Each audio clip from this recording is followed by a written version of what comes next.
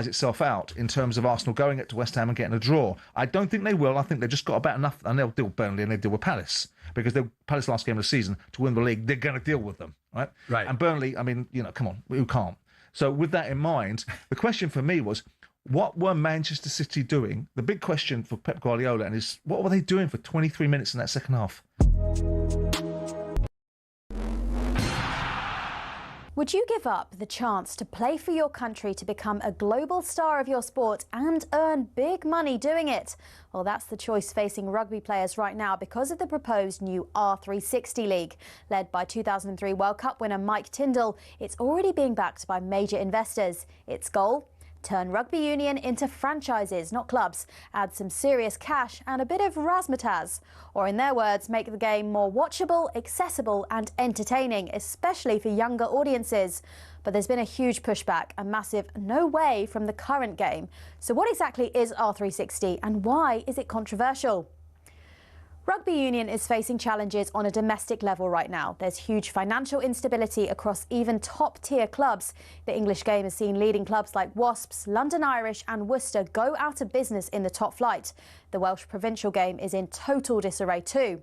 R360 says they would remove what are easily some clubs' biggest expenses, i.e. the big stars, and therefore make more of them profitable.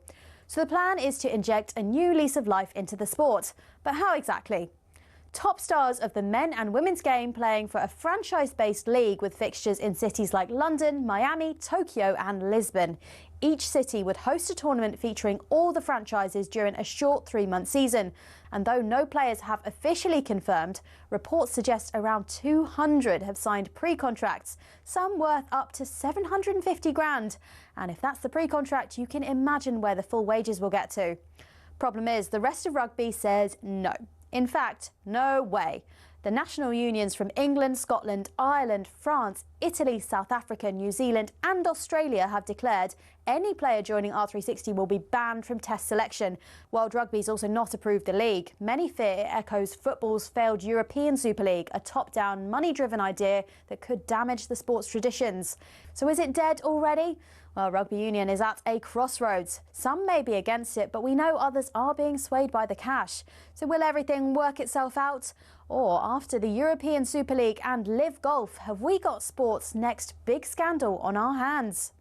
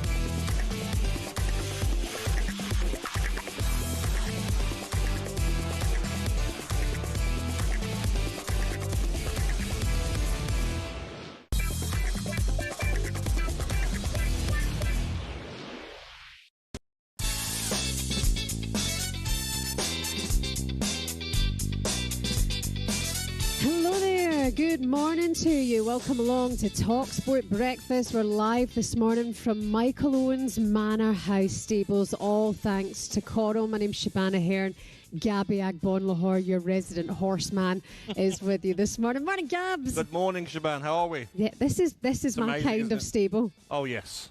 You know when you hear about horses usually in the mucking out in the morning. This is like, I feel like some place, isn't it? I'm at a spa. I know, it's amazing. Absolutely gorgeous. Coming in at 5:30 and seeing the horses already being looked after Amazing. Better than us. By far better than me. They anyway. threw my cup of tea at me when I came in here this morning. Where the hell have you been?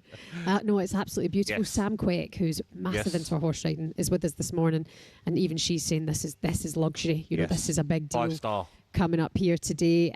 Coming up today, we've got the Chester Maze Festival, so we're building up to that. The man himself, the man who built this stunning setup here, Michael Owen, is going to be with us on the show today. Very lucky to have him. Yeah, very nice, and we thank him for having us here this morning. But let's reflect on what happened last night, Gabs, because Arsenal are into the Champions League final, their first in 20 years. Go on, say something positive. Oh, sorry, I thought we were going to... No, I was asking... Sorry. Listen, Arsenal done what needed to be done last night. It wasn't the greatest of games. Atletico Madrid wasn't great. Everyone knew when Arsenal's route to the final was mentioned that they'd get to the final. They're by far better than Leverkusen, better than Atletico Madrid, better than Sporting Lisbon. And last night they'd done what they needed to do. I thought it was a brave decision, playing Lewis Skelly instead of Zubamendi, playing the exact same side to beat Fulham. But I like that from Arteta because you want to play players that are in form, you want to play players that are confident, and they were that good against Fulham. It worked. Yeah, and they've got the job done. He's done what they set out to do. They're into the final now. When you say the job's done, well, the hard bit's still to come. But when you look at it being a final, then that one-off game, they are capable of winning it, Gabs, no doubt about it. And if I was an Arsenal fan, player, manager, I'd want to play Bayern Munich. And I think Bayern Munich go through tonight, only because defensively they are not as good as PSG. I look at them and I look at the way Arsenal will go about the game. Timber might be back. You might put Hincapié back in there. They'll make it difficult for Bayern. They're not going to be open like PSG were in the last game last week. And on the counter-attack, Martinelli, Saka, Gyökeres played very well last night. They can really hurt Bayern Munich. So a one-off game, Bayern Munich might be the better team all round, but don't put it past Arsenal to go and win the Champions League. Yeah, 1-0 last night in that leg to the Arsenal. Bukayo Saka, you know, signed for Arsenal when he was 8 years old and then scores the goal to take them to the final. He's something else. Their first final in 20 years. His goal was enough to help the Gunners overcome Atletico Madrid. It was 2-1 on aggregate, going one better than last season's semi-final exit. We heard from Michael Arteta after the game with glowing praise for the players and for the fans for what they've achieved. It's an incredible night. We made history again together, and I cannot be happier, prouder for everybody that is involved in this football club. The manner that we got received outside the stadium already was special and unique. The atmosphere that our supporters created, the energy, the way they lift everybody with us, it made it special and unique. I never felt that in the stadium. And we knew how much it meant to everybody. We put everything. The boys did an incredible job. And after 20 years and for the second time in our history, we are back in the Champions League final. Fair play. He looks happy, doesn't he? He looked happy there last night. And he deserves to be, Gabby, because there's so much pressure on them. And the fans, credit to them, they get it tight on talkSPORT a lot of the time. Yes. They were excellent last night. Listen, it was a special occasion last night for Arsenal fans, for the football club. And I don't want to be negative, but if you look at their route, deservedly finishing top of the league stage, but their route to the final, they should be in the final. Now the hard work starts, preparing for that. Can they get over the challenge of West Ham on the weekend? I think if they beat West Ham, they win the Premier League. Then you're going to play against a PSG or a Bayern side who are a top side. That's where you want to see how can you do in a final against a team with quality all round, because no offence to Atletico Madrid, but they are not a great side. Not doing well in La Liga. Didn't really lay a glove on Arsenal. Lookman, who's a great player, poor. Griezmann, there's a reason why he's moving to the MLS in the summer. Alvarez looked injured in the game. Defensively, they weren't great. Sorloth, when he come on, looked a bit like Liam Delap, to be honest, this season. Poor. Don't be shady. So, no, I think Arsenal should be proud of their achievements so far, but still, they need to get over the line. Sorry, just to go back on that, you said then they should have been in a final, Definitely. But through topping the group in the league phase. That's how it should be. Yeah, they deserve that, right? Yeah, exactly. They deserve that run. 100%. That's what you do. Teams that don't finish near the top of the table deserve to have harder routes that have been knocked out. Look at your Manchester City's, Real Madrid's that have gone out. You should be rewarded with quite an easy route to the final. Right. Sporting Lisbon, Leverkusen, Atletico Madrid, Arsenal. You know, Arteta has spent what is it, £1 billion to build that squad of players. Look at yesterday. They've got Martinelli they can bring on, Madueke, Zubamendi, Hincapié can come on, Mosquera can come on. When they've got all their fit players, Arsenal, they've got enough to go toe-to-toe with anyone. Tuned into the sports bar coming up here this morning. So did I. Crying. It's such a good show. Blobby. Bob the Blob, who phoned up last night. Jamie and Jason just having it out with basically everybody who called them yesterday. Jamie O'Hara was champing at the bit to have his say on Arsenal making the final. He reckons the Gunners were, as Gabby says, quite lucky. Toilet, mate. They literally got a bye. Like, Arsenal got a bye into the final tonight. That was turgid. Guff. Garbage. Like, how are they in the semi-final? How are they in the semi-final? They're absolutely Sorlov up front. Sorlov couldn't hit a barn door. Sloth. Honestly, it was embarrassing what I was watching. Jay. Embarrassing. Listen. Diego Simeone's on about £40 million a year. Jay. The thoughts of Jamie O'Hara last night on the sports bar. I think a lot of people were disappointed by then how little a fight Atletico put up. Yeah, it was a really odd 2 legs from Atletico Madrid, because when you watch them in the one-off games I have this season, Lookman's look sharp, Alvarez, Griezmann, Llorente, but over the 2 legs, did they lay a glove on Arsenal? I mean, last night at times they tried, could have had a penalty. I think it was a penalty on Griezmann from Calafiore after the Gabriel challenge, but Arsenal were quite comfortable. Yeah. You know, second half especially, it was like, we won't try and score another one, but we know you're not really going to hurt us. If they played a better side, PSG or Bayern Munich in the semi-final, I think Arsenal get knocked out. But like we says, you know, when you win the group, the league stage, you deserve that route. Now they've got to go, and it could be a historic double for Arsenal. It could be. We're going to look ahead to the final on the show today. Arsenal fans, we want to hear from you this morning. Are you still out? Are you just making your way home? We heard from fans in the sports bar last night who were going out after the game. That number is 03717223344. Do you think you'll go over the line? Are you still feeling the jitters or the nerves? It's a one-off game. Can you beat PSG or Bayern Munich? They already beat Bayern earlier on in the league phase. Yes, I think as well. Yeah, but you know the thing about that, Shebahn, is that was at home against Bayern Munich. This to be a neutral venue. It's a different part of the competition. So I don't think you could look at maybe, I think it was a 3-1 win against Bayern Munich. You can't look at that result because this Bayern team have got better and better throughout the season. Oh, I disagree. I think if they're playing Bayern, they'll be filled with confidence, knowing that they've beaten them already, knowing that Bayern concede, and that's the last thing Arsenal do, really. Of course, 6 goals they've conceded in the whole competition. Or Harry Kane against Arsenal. That will scare them. Yeah, 03717223344. Who you hoping goes through tonight then, Arsenal fans? PSG or Bayern Munich? The phone lines are open. Give us a bell this morning. Have it out with our Gabby Agbonlahor. We've got a huge show coming up for you. talkSPORT Breakfast. We're live from Michael Owen's Manor House at Stables. It's lovely up here today. The sun is coming up. Looks like it's going to be a glorious day. And the man himself will be with us at 7:45 this morning, talking all things Liverpool, England, of course, Arsenal, and horses as well. Emmanuel Adebayor is going to be with us on the show from 9 o'clock. So you're in for a treat this morning.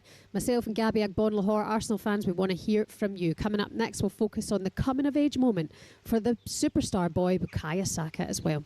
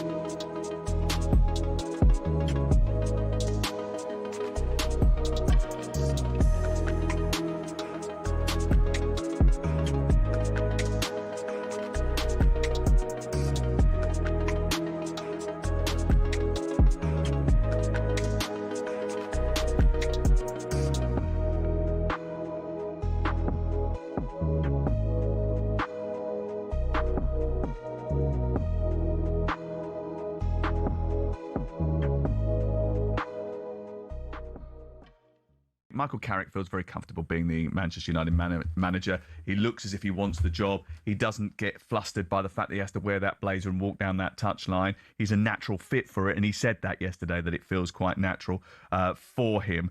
This was him speaking after the game yesterday. It's been a good run. I think you know, we've obviously beat some very, very good teams, and it's been challenging. You know, sometimes we've won it in some ways, sometimes we've had to win in other ways. But yeah, listen, I love doing what I'm doing. You know, it's a great position for me to be, and it feels pretty natural. If I'm totally honest, I'm not being blasé, because it's a difficult role, but it feels that I've been here a long time in different times, on and off. But I kind of understand what it brings, and to be sat in this position is a good position to be.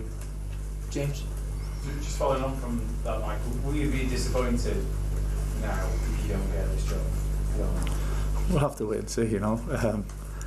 All we can do, I think, when we came in, I think Champions League, to be honest, was a little bit in a distance, and we wanted to try and get back into Europe. So to be where we are, the one the players have put together with 3 games to spare is a good achievement. I see it as just being a step, though. You know, we're not over celebrating it, but whatever's going to happen is going to happen. You know, I can only do my best for the club and for the players, especially, and try and help them as best as we can, and then see what happens after. It's the best run that Manchester United have been on since March 2019. Ten Hag did have a 9-game all competitions winning run in late 2022, early 2023, 8 in 10 in the Premier League. But none of them has produced as many as 10 wins in a rolling 14-game Premier League window.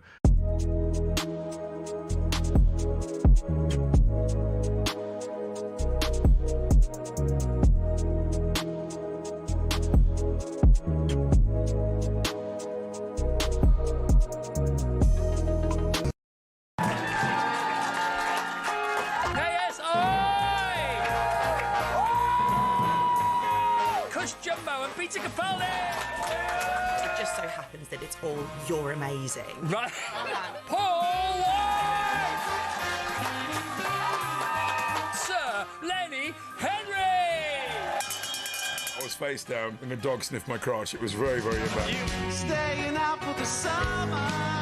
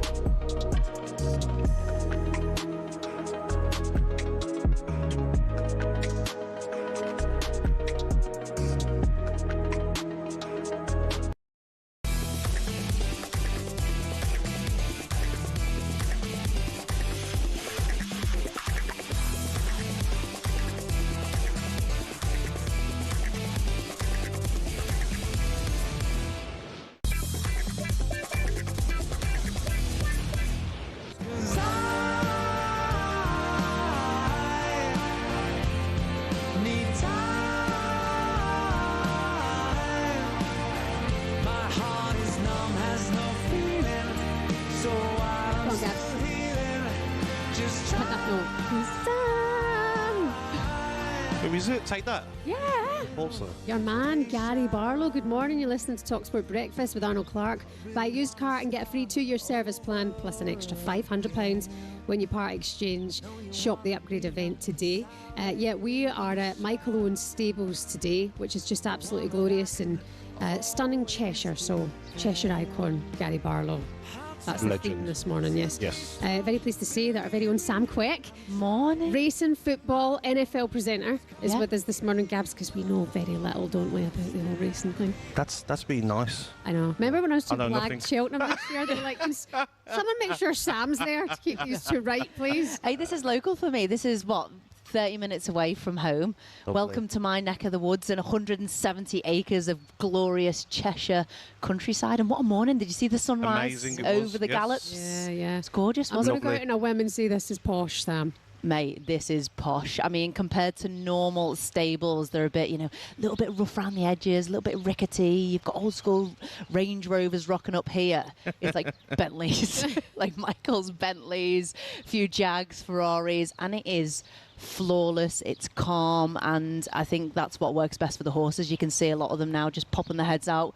They know it's nearly time to get their gear on and get out on the gallops and stretch their legs, and a few of them potentially running today. They get so well looked after, don't they? We arrived at 5:30 and you can see already they're getting looked after so early. Yeah, it's unbelievable here. I don't know if you've looked round as well, but you can see the gallops because it is a really clear morning going up the hills. But also as well, they've got a hydrotherapy pool. When they come out of that and they've done their recovery, they go into like a rotating dryer, so that they can be dried. Lovely. So they can go back into the stables and their nice fresh bedding. They've got state-of-the-art veterinary facilities and a vibrating plate. Shebahn, I'll be on that later, if you know what I mean. I'll see you there. Gabby will be lurking in the corner. I've no doubt about it. So today is the Chester Maze Festival. Are you going to nip across there today? And what does today represent in the racing calendar? Yeah, so today is the Chester May Festival, and it's a bit of a trials day. So there's like two main race in the Cheshire Oaks, and also another race where horses will run with potential to run at Epsom in the Oaks and the Derby. So a really, really important fixture. There's also Ladies' Day tomorrow, and then the Chester Cup on Friday as well. Hanging around for that, Gabby? No, what a shame. I've got to go. And there's a couple of footballers who have horses here at this stable as well, right, Sam? Yeah, I believe so. Seagulls 11 has got a lot of associates with some of the Brighton team members. Also Andy Robbo, Jordan Henderson, Ox as well had a horse here. What was that called? Mr. McCann? Mr. McCann, yeah. So not as successful as Eagles 11 out of this yard. I've also been part of syndicates. We had a really successful horse, Stenton Glider. She's now in breeding over in Ireland. So she has been covered by a very successful horse. So it's very exciting times for us. Do a little wee foal early next year. Oh, lovely. Well, congratulations to the horse. So, gender reveal, anyone? We know. It's going to be a girl. Oh, yeah. It's all sorts. It's very technical. Very cute indeed. Listen, Sam, you are here to take a look at today's back pages with Costa Express. The Costa Coffee Break on talkSPORT, sponsored by Costa Express. Quality coffee, quality day. It's all about Arsenal back pages today, Sam. No surprise? Absolutely dominated. We've got Double Dream. They're simply the pest, all guns blazing. And of course, this is after last night's 1-0 victory over Atletico, setting up their first Champions League final in 20 years. We all know how much Gabby loves to talk about it. But again, you've mentioned it earlier on in the show. I mean, is it fully dependent on who they're going to play in the final, whether they are going to win the Champions League? And also, I don't know about you, I felt like there was an air of confidence last night, whereas I feel amongst Arsenal players and the fans, it's been more caution, nerves, not expectation. Has that mentality shift, do you think? I think it has done. I think the Fulham game, the performance that Arsenal players put in, they looked like they were back to their best. Like I said earlier, for Arteta to name the same team, leave Zubimendi on the bench, Nkapie on the bench, and start Luis Skelly and Calafiori, I think whoever they play, Bayern or PSG, they'll play a certain game where they'll frustrate the life out of them. You know, Dembele, if it's Kvaratskhelia, Diaz, Elise, he'll have a plan, Arteta. He'll play his defensive players, that's Nkapie left back, Timber's back, or Mascara at right back. And Arsenal know on the counter-attack they can hurt anyone. A one-off game as well. Silly handball. We've seen some of the decisions that have been given now in the Champions League. It can be done, and it could be a historic double for Arsenal. Do you know what this reminds me of, Sam? And a lot of people won't like this comparison, but last season, Champions League women, Arsenal, nobody gave them a sniff against Barcelona because they're such a quality team and they possess the ball and they bop it around, and Arsenal women weren't playing like that. And they just made it difficult, and they took their chance, and they're current champions, you know, of Europe. And I just look and go, maybe I see Arsenal actually doing all right in this final, because I think maybe they'll sit and frustrate whoever it might be, and I reckon Saka will win it for them. And I think as well, if they can win on Sunday and hope City drop more points, maybe the league's wrapped up earlier than we all thought it would be. They can rest players in their last game of the season, and then you never know. I think it's fascinating as well having this conversation, considering the beginning of the season, everyone was saying, listen, if Arteta doesn't get any silverware, pressure's on. Is he out? Does he get the sack? He's had enough time to develop his team and get to where he needs to be. But now they're sat here, potentially, 4 games away from doing the double. did you ever envisage that Arsenal would be sat in this position, considering the conversations we had earlier on in the season? I didn't think the double, but I thought they'd win a major trophy, and so they should. Let's not get carried away here. The money that Arsenal have spent, Arteta has been given over £1 billion to spend. The club have given the keys to Arsenal. He's got to win the big trophies. You know, no trophy since the FA Cup that they won with the amazing Unai Emery's team. But they should be winning season after season the big trophies, the Champions Leagues, the Premier Leagues. That's why they've invested so much last summer. Look at the players that they brought in, summer after summer. Whatever you want, Arteta, you get. Now go and win. So they've not done nothing yet, though. Yeah. Well, what are your thoughts on what Wayne Rooney was saying after the game? He was saying it's a bit much, this. They've not won anything yet. Fireworks, celebrations. Because there's two sides to this. A lot of, I think Righty tweeted, enjoy the celebrations, Arsenal fans. It's been a long time coming. What are your thoughts? What do you reckon, Shebahn? Too much? Yeah, a bit. Even the sports bar callers last night, it is all, they're singing, they're chanting, they're making everyone go, you've mugged us off all season. It's like, but you haven't won anything yet. And other supporters of other clubs don't have to support you on this journey. That's the point of football. Rivalry's healthy. I mean, this might be the biggest hate watch that we've seen, this final. A lot of people do not want Arsenal to win this game. I don't mind. I do think some of the fans are overbearing, but it was nice to see them happy last night. You're in a final, you've got to be happy about that. Yeah, I get being happy, but like you said, fireworks and the players doing a tour of the stadium after the final whistle. It's like, relax. You've still got a massive, 4 or 5 games left, and you've got a final against Bayern or PSG. Do you think PSG will want to go back to back? Bayern Munich haven't won it in 6 years, so it's going to be a tough final, and maybe Arsenal don't win a trophy. We don't know yet. Still all to play for. Fingers crossed. Sorry. So back page is dominated by Arsenal, and then also a quick one that's kind of slipped in there, and some people have seen, some people haven't. Phil Foden has agreed a new City deal, 4-year contract and an option to extend at the end of that. 25 years old. Right decision, wrong decision. I mean, I can't personally see where else he would go. He's won everything at City. Yes. Potentially with Pep going out the door, it's a new start. He can regain form, get fit. Thoughts on the contract? It's been a couple of poor seasons from Phil Foden, but he's such an icon for that football club, and he's such an asset. So if you sign him up for a 4-year contract, 5-year contract, at least then you're protected if a new manager wants to sell him, if the club wants to sell him. Sometimes people look into contracts and think, oh, that's it. Yeah. They really want Phil Foden for the next 4 or 5 years. But they always protect themselves, clubs. It's nice as well to see a little bit of loyalty towards a player as well. Even though he's not been bang on form, he's had a slow season, but it's nice to see him looked after by the club that he's been loyal to. Sam, you're staying with us. You're back a little bit later on. Thank you. That was all thanks to our friends at Costa Express. The Costa Coffee Break on talkSPORT, sponsored by Costa Express. Quality coffee, quality day. Good morning to you. You're listening to talkSPORT Breakfast. We're live from the Michael Owen Manor House in Cheshire. It's absolutely glorious here this morning, but could we be treated to yet another all-time classic when Bayern and PSG meet again tonight? It's live on talkSPORT. Looking forward to that, and we'll discuss it all next. Morning.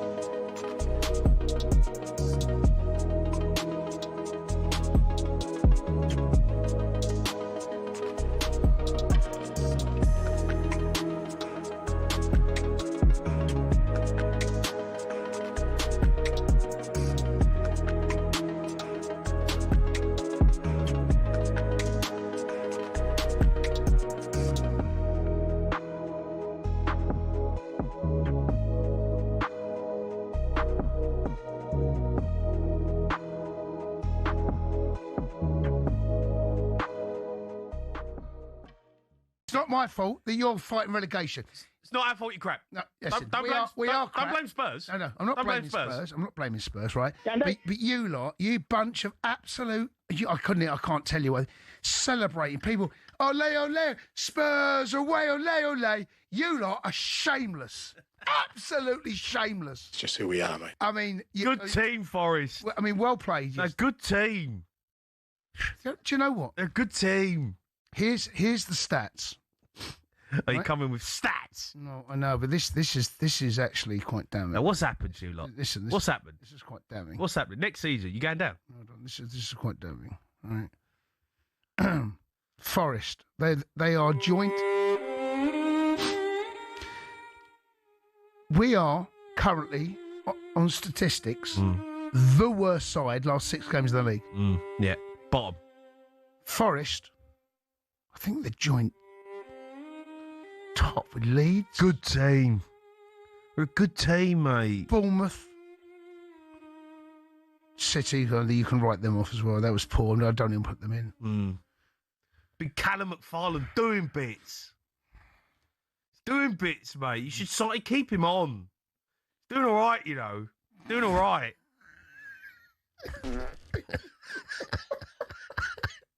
Doing all right, Big Cow.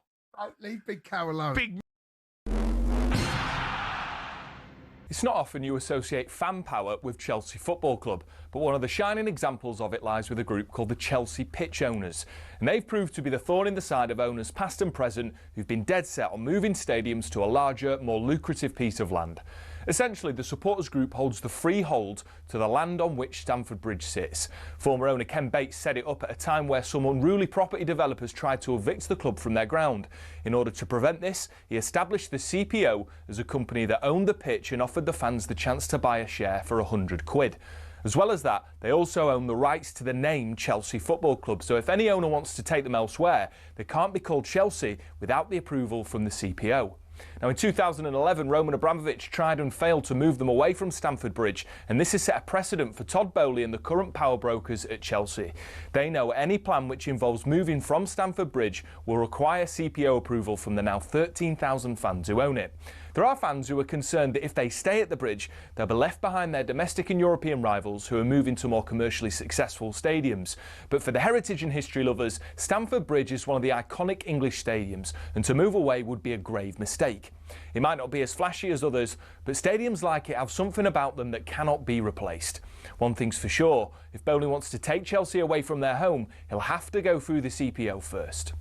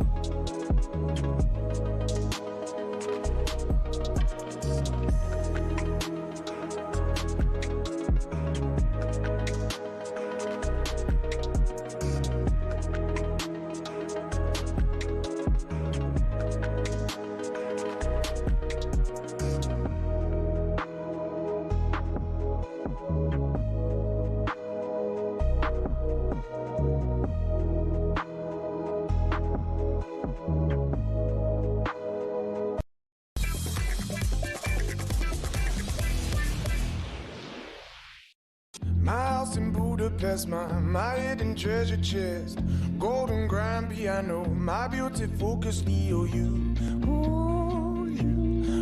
I'd leave it all. Name that song. I don't know the name of the song, but I like it a lot. Who's in the title, Gabs? Yeah, but who sings it? You know your man. I don't. George Ezra. Oh yeah, George. I know George. Great tuner. Do you know what it's called? Budapest.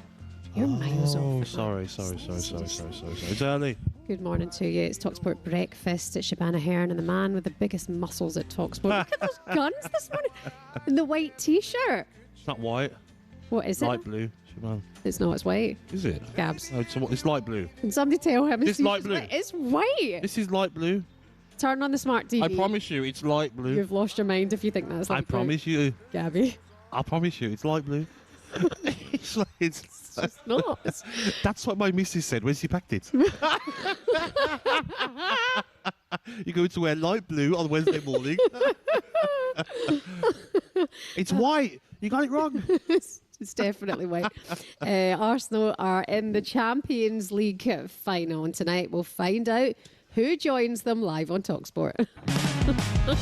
Here goes Kane, right-footed, and he scores! Of course he scores! It's just the highest level, you know. We've shown that we win a lot of games. PSG have shown that they win a lot of games and titles.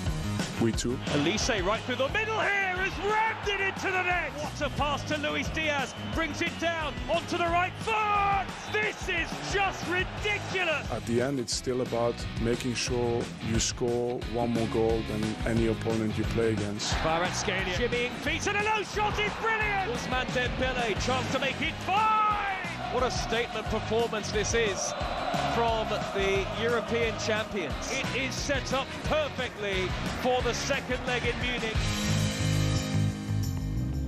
Yeah, all ears on talkSPORT tonight. We're in Munich. Either one of PSG or Bayern looking to book a place in Budapest to take on Arsenal in the Champions League final. Can we just for a moment savour what happened last week in that first leg? It's incredible. And I think we see exactly the same, Shebahn. Do you? I really do. Because Bayern Munich needs to be on the front foot, as they are. They've got a massive game to play tonight, and they're a goal down. They've got to be at it. They're going to target that right-hand side because Hakimi is out injured, so maybe Emery plays at right back. But I can't wait for it. It's going to be an all-time classic again. Let's hope. Well, the Bayern boss, Vincent Kompany, says people probably shouldn't expect another thriller. It's just the highest level, you know. You have good days and bad days. That's what I want to say. We played against each other 4 times now, and everybody has the last game in mind. But every other time we played against each other, the games were really tight, one way or another. So sometimes the defenders are on top, sometimes the attacking players are on top, but you know that for 90 minutes, 95 minutes, you have to switch on. You have to be at your best level. And, you know, who knows, tomorrow maybe. Don't spoil the fun, Vinny. It will be. It'll be a similar sort of game, I reckon. Maybe not as many goals. I've had my prediction as a 4-2 win for Bayern. Wow. Yes. Wow. And do you know what? I would love to see Harry Kane win a Champions League. Oh, 100%. I mean, the form he's been in since he's gone to Bayern Munich. But it's not just Harry Kane. The front three, over 100 goals, Elise, Diaz and Harry Kane. I just think both teams can't play any other way. You know, they haven't got a plan B. They don't sit back, they don't change it and go to a 5. That isn't their style. I think it's going to be end-to-end again. And Bayern Munich have got the advantage, obviously, being at home. The home form is very good. I'm sure the Allianz Arena will be hectic tonight. So you think it's going to be a Bayern-Arsenal? I do, yes. I think it will. Well, let's get the thoughts of our European football expert, the man in the know with absolutely everything. Kevin Hatchard is with us this morning. Hi, Kev. How are you doing? Morning, Kev. Morning, guys. How are we? Yeah, we're winning. I'll just say I was listening to you and Adrian Durham last night, mate. I thought it was an amazing show. Brilliant work. Oh, thank you, mate. Thank you. That's very kind of you. And I like the light blue top. Very nice. Thank you, mate. You see, he knows. Kev, come on now. Stop it. Sky blue. Don't wind me up. It's the whitest T-shirt I've seen. Yeah, you can see that blue shining through, no doubt about it. Don't worry about that. Exactly, yeah. Don't worry about that. Like the sky, Shebahn. I can say, Gabby didn't pack that T-shirt this morning. Kev, listen, what a game that was last night. What are you expecting tonight? Company saying not to expect another thriller like it was last week, but give the people what they want. Yeah, I don't know if Vinny's trying to kid, to be honest, because I can't see any way that, even if there aren't as many goals, and I think you do have to look at the quality of finishing last week, which is outrageous. I think even if we don't get that scale of goals, I think the scale of chances we'll get, because Gab's right, Bayern have to push. Bayern only know one way to play, which is to go full risk, as they would say in Germany, you know, full gas. You have to go for it from the get-go. You have to commit 5 men to the last line.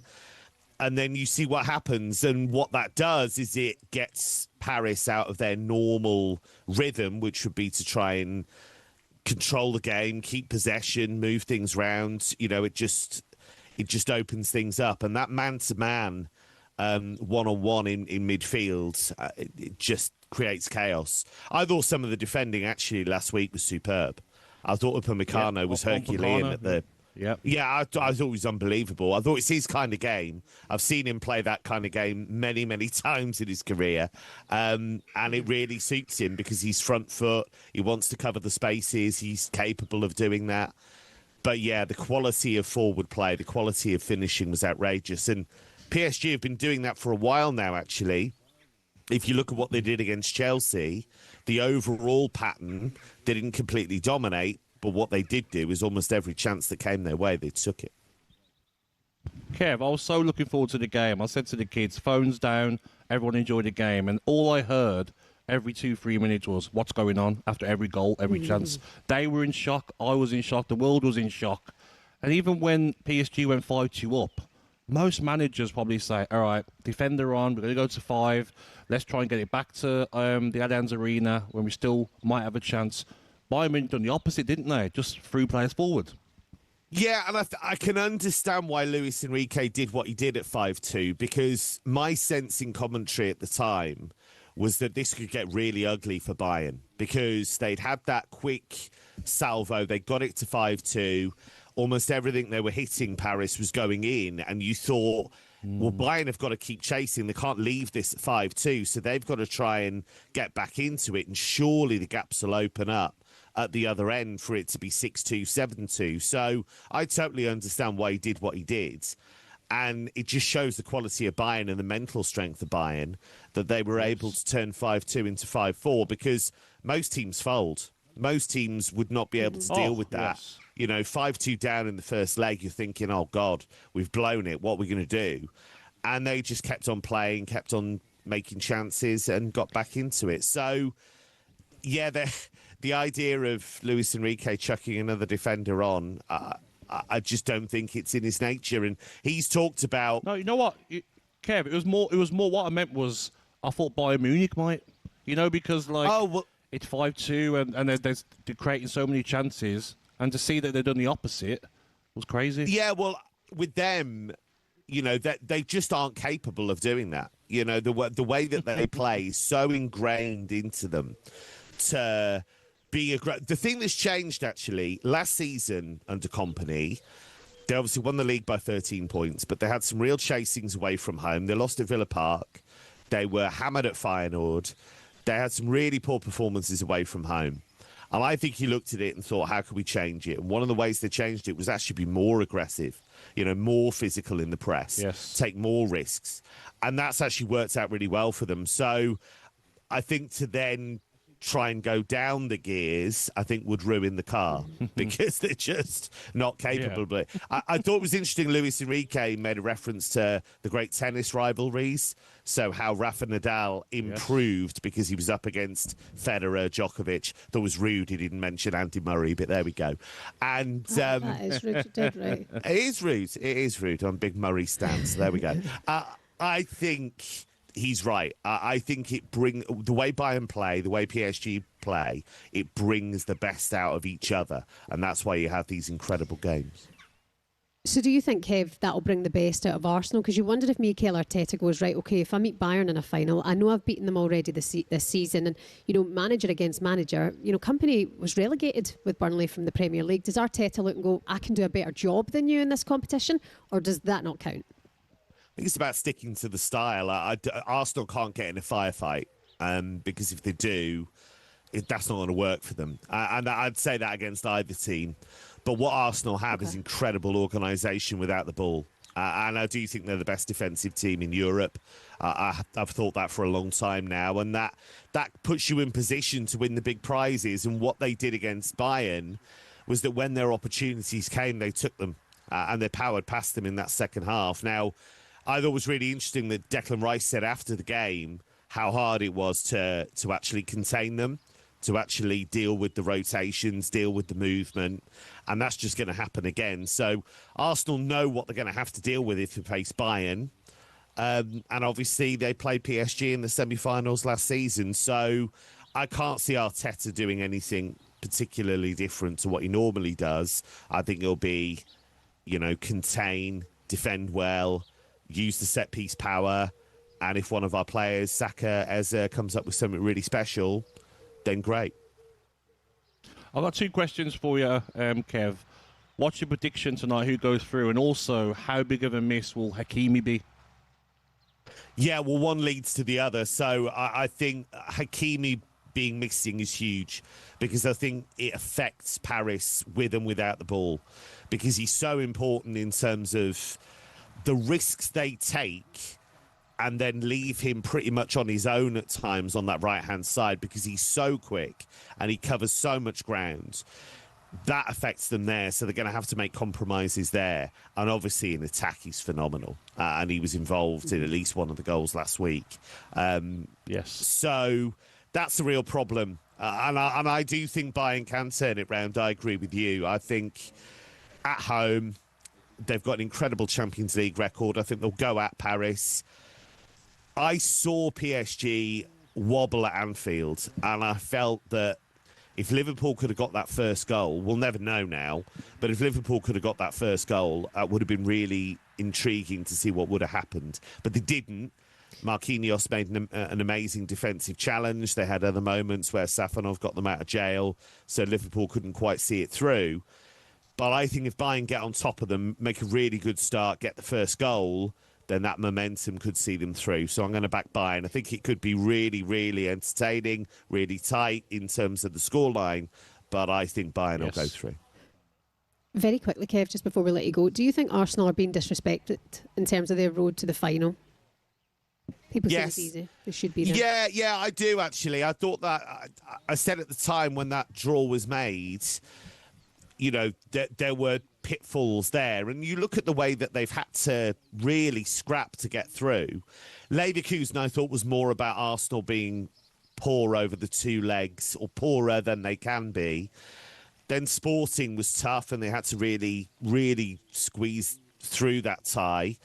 And then this was tough against Atletico, and it could have been Barcelona, which might not have been a great matchup for Arsenal. So, look, if you're in the Champions League final, you're there on merit. And you've had to work really hard, and I think they have. Yeah. Kev Hatchard, our European football expert. Thank you as ever. Thank you, Kev. Enjoy the game tonight. Cheers, guys. Speak to you again very, very soon. You're listening to talkSPORT Breakfast. Good morning to you. Arsenal fans, are you absolutely delighted you're in at the final? Can you go all the way now? Or have you still got those jitters, those nerves? 03717223344 is the number. Good morning to you. We're at the brilliant Manor House Stables today. Made and founded by Michael Owen. He's our host today. He's going to be joining us on the show a little bit later on. Former Liverpool, Real Madrid and England striker Michael Owen with us on talkSPORT Breakfast, live from the Owen Manor House Stables. Good morning.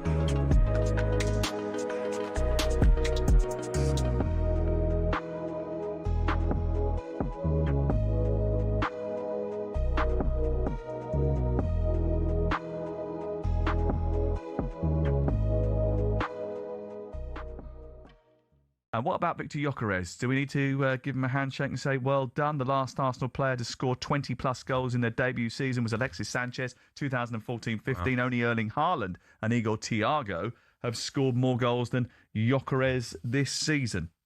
Yeah, I guess if you're still being ultra-critical, you would say... Ultra-critical? Is that a word? Hypercritical, you would say... Ultra-critical, there you go. You would say that he still gets his goals against the lesser lights in the Premier League. Can you bank on him to score in the big games? Could you bank on him against Atletico in midweek? Probably not. So, yeah, I think 20 goals comes with a little bit of a caveat just in terms of the class of opponent he tends to score against. It does, but I think you also have to remember 20 goals is still 20 goals in the Premier League. If you're scoring 20 goals in the Premier League, you're doing a good job. Even though they've come against Leeds, Nottingham Forest, Burnley, Everton, Leeds, Sunderland, Tottenham, Everton, Bournemouth, and Fulham. Does that dim the achievement then? So Bournemouth and Fulham, the only top half teams that he scored against, is that right? Mm. Yeah. I think it does dim the achievement because they didn't pay the money for Viktor Gyökeres to score against Leeds, with the greatest respect in the world. Mm. Well, interesting. I think he's done a pretty good job, to be honest with you. West Ham away. Him or Šeško? Because obviously that was the balancing act between a lot of clubs in the summer. Told you that from the beginning, Šeško. Yeah. All day. leaner, faster, quicker, sharper in front of goal, got something. I think Gyökeres is a good player, but Šeško's a lot younger. There's a higher ceiling for him to develop into. I think you're buying Gyökeres. There's not really many more gears he can go up.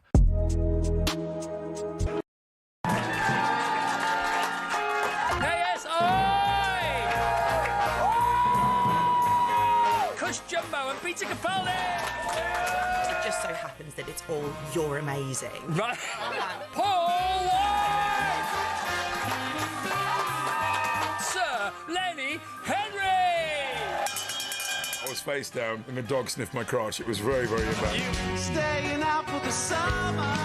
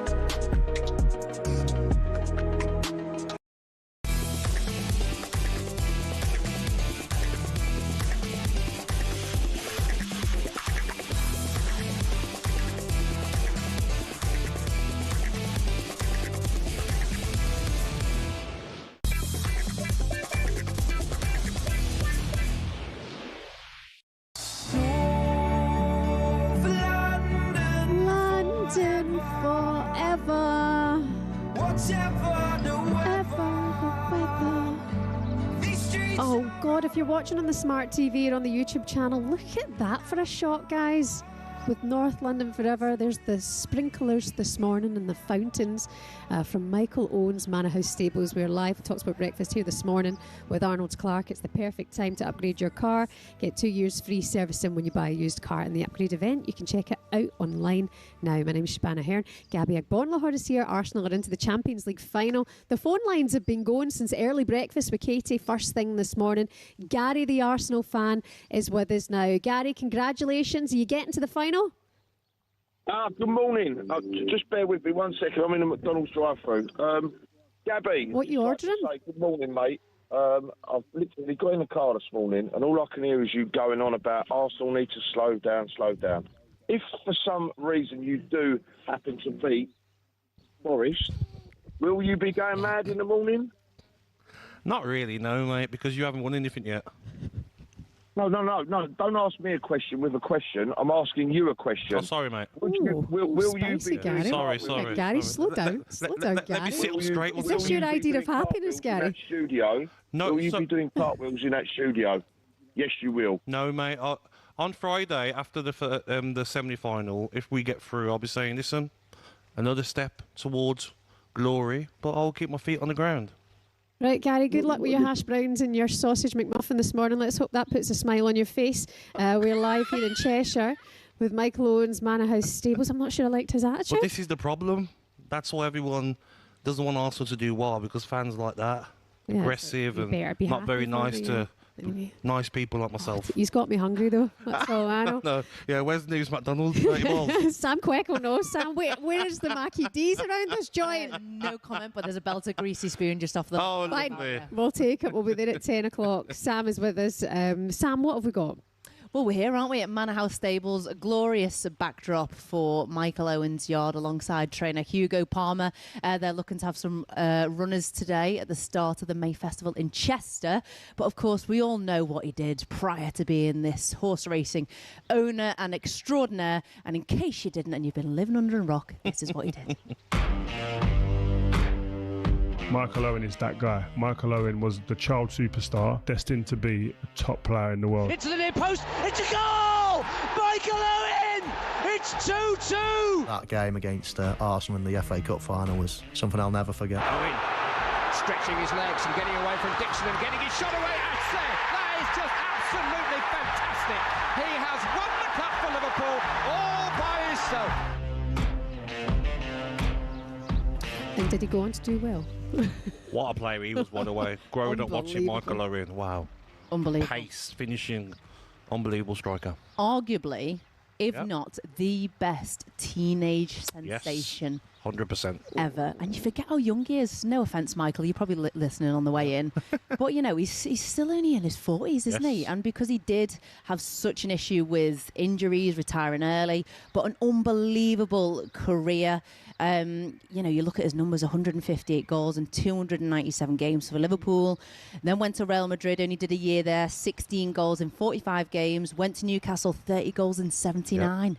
And, of course, every Liverpool fan's nightmare when he went to United. 17 goals in 52 games in all competitions. Only 5 league goals there. But obviously infamous for that goal against City, which got United the title there. But younger generation will not know as much, but he was clinical. Mm-hmm. He was pace in behind, movement, goal scoring, club and country. A fantastic player. One of our best.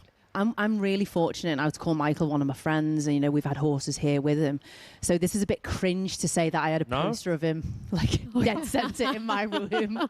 Sorry, Destiny's Child I had a poster of Gabby. No, you didn't. It could be worse. Shebahn, that'll keep you up at night.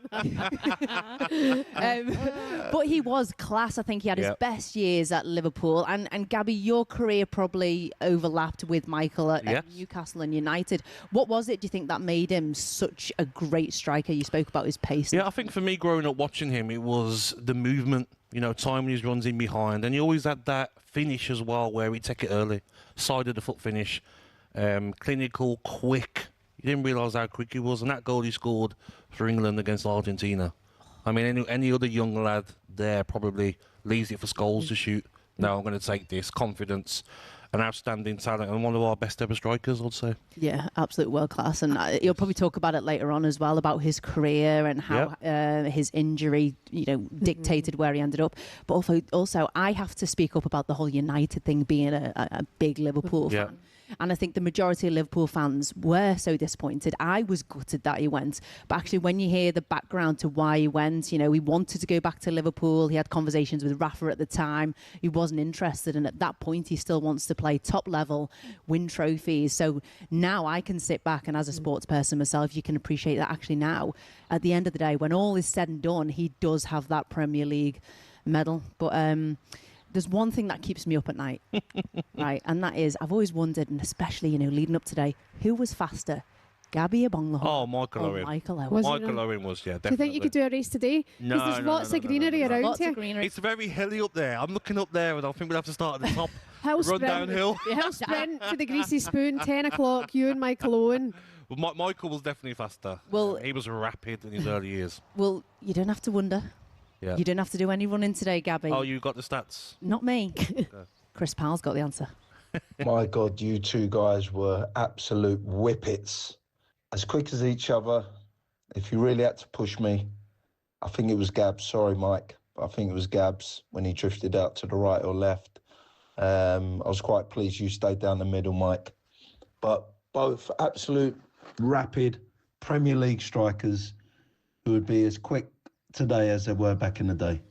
Well, there you go. The difference, though, was that, like, I would run the ball out of play, Michael would put it in the back of the net. So, and absolute scientific evidence there as well.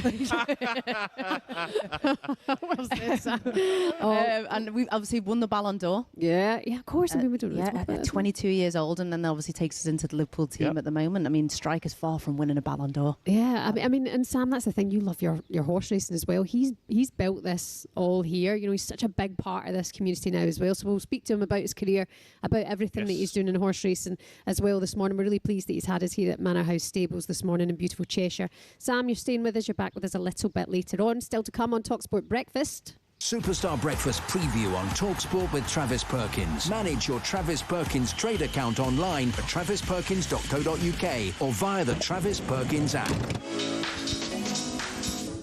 Arsenal fans, where are you at this morning? We know some of you are at the McDonald's drive-thru and want to have it out with Gabby Agbonlahor, but you can come and share your thoughts this morning with us. A transformational job, Michael Arteta, turning around that basket case football club to Champions League finalists. Is it time to give them the credit they deserve? So 03717 223344 is the number. That was our breakfast preview with our good friends at Travis Perkins. Superstar Breakfast preview on talkSPORT with Travis Perkins. Get free next day track delivery. Head to travisperkins.co.uk or download the app.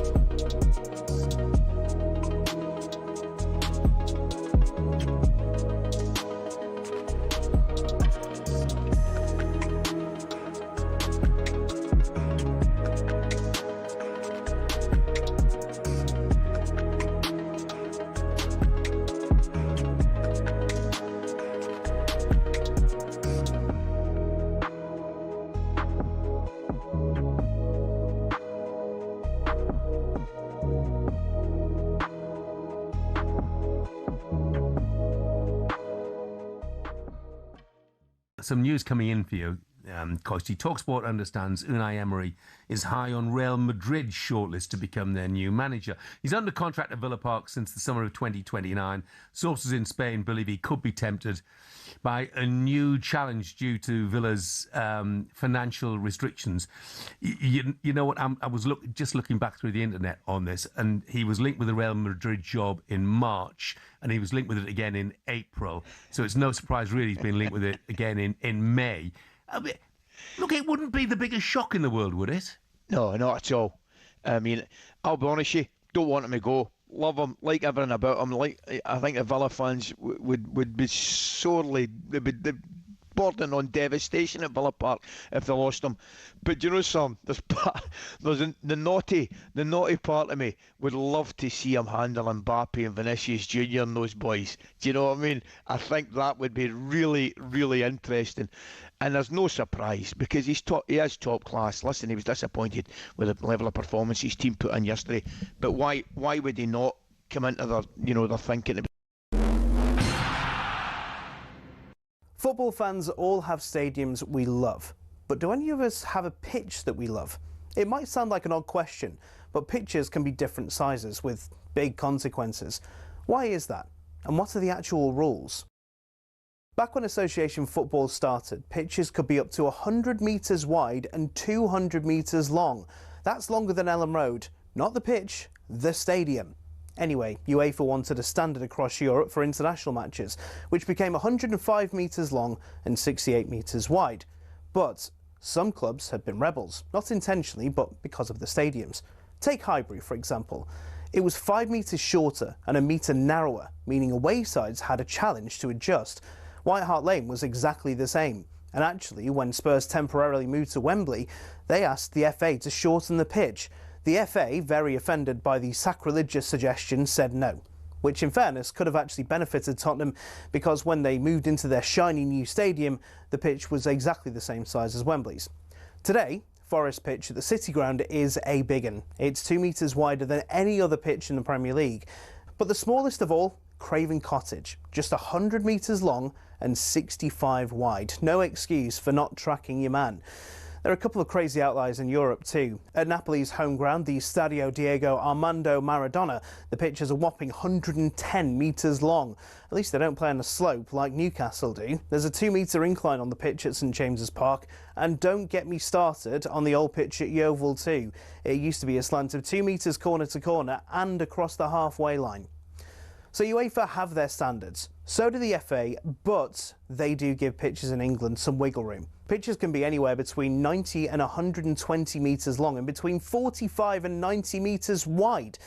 I mean, the rules state you can't have a square pitch, but in theory you could have one that's 91 metres long and 90 wide. Imagine rocking up to play a Sunday League game and the pitch is basically a square. So there are rules and regulations on sizes, with a UEFA standard that roughly everyone follows. But as we all know, size doesn't matter, does it?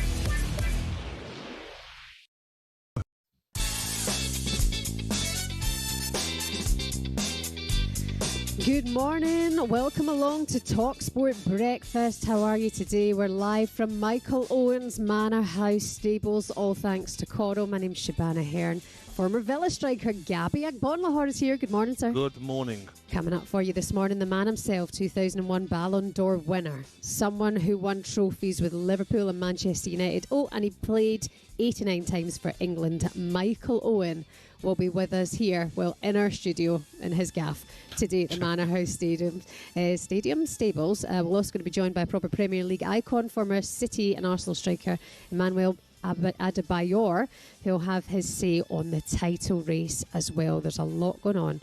Before all that, Arsenal fans, book your tickets. It's time for Budapest. There is the full-time whistle. A historic night for Arsenal.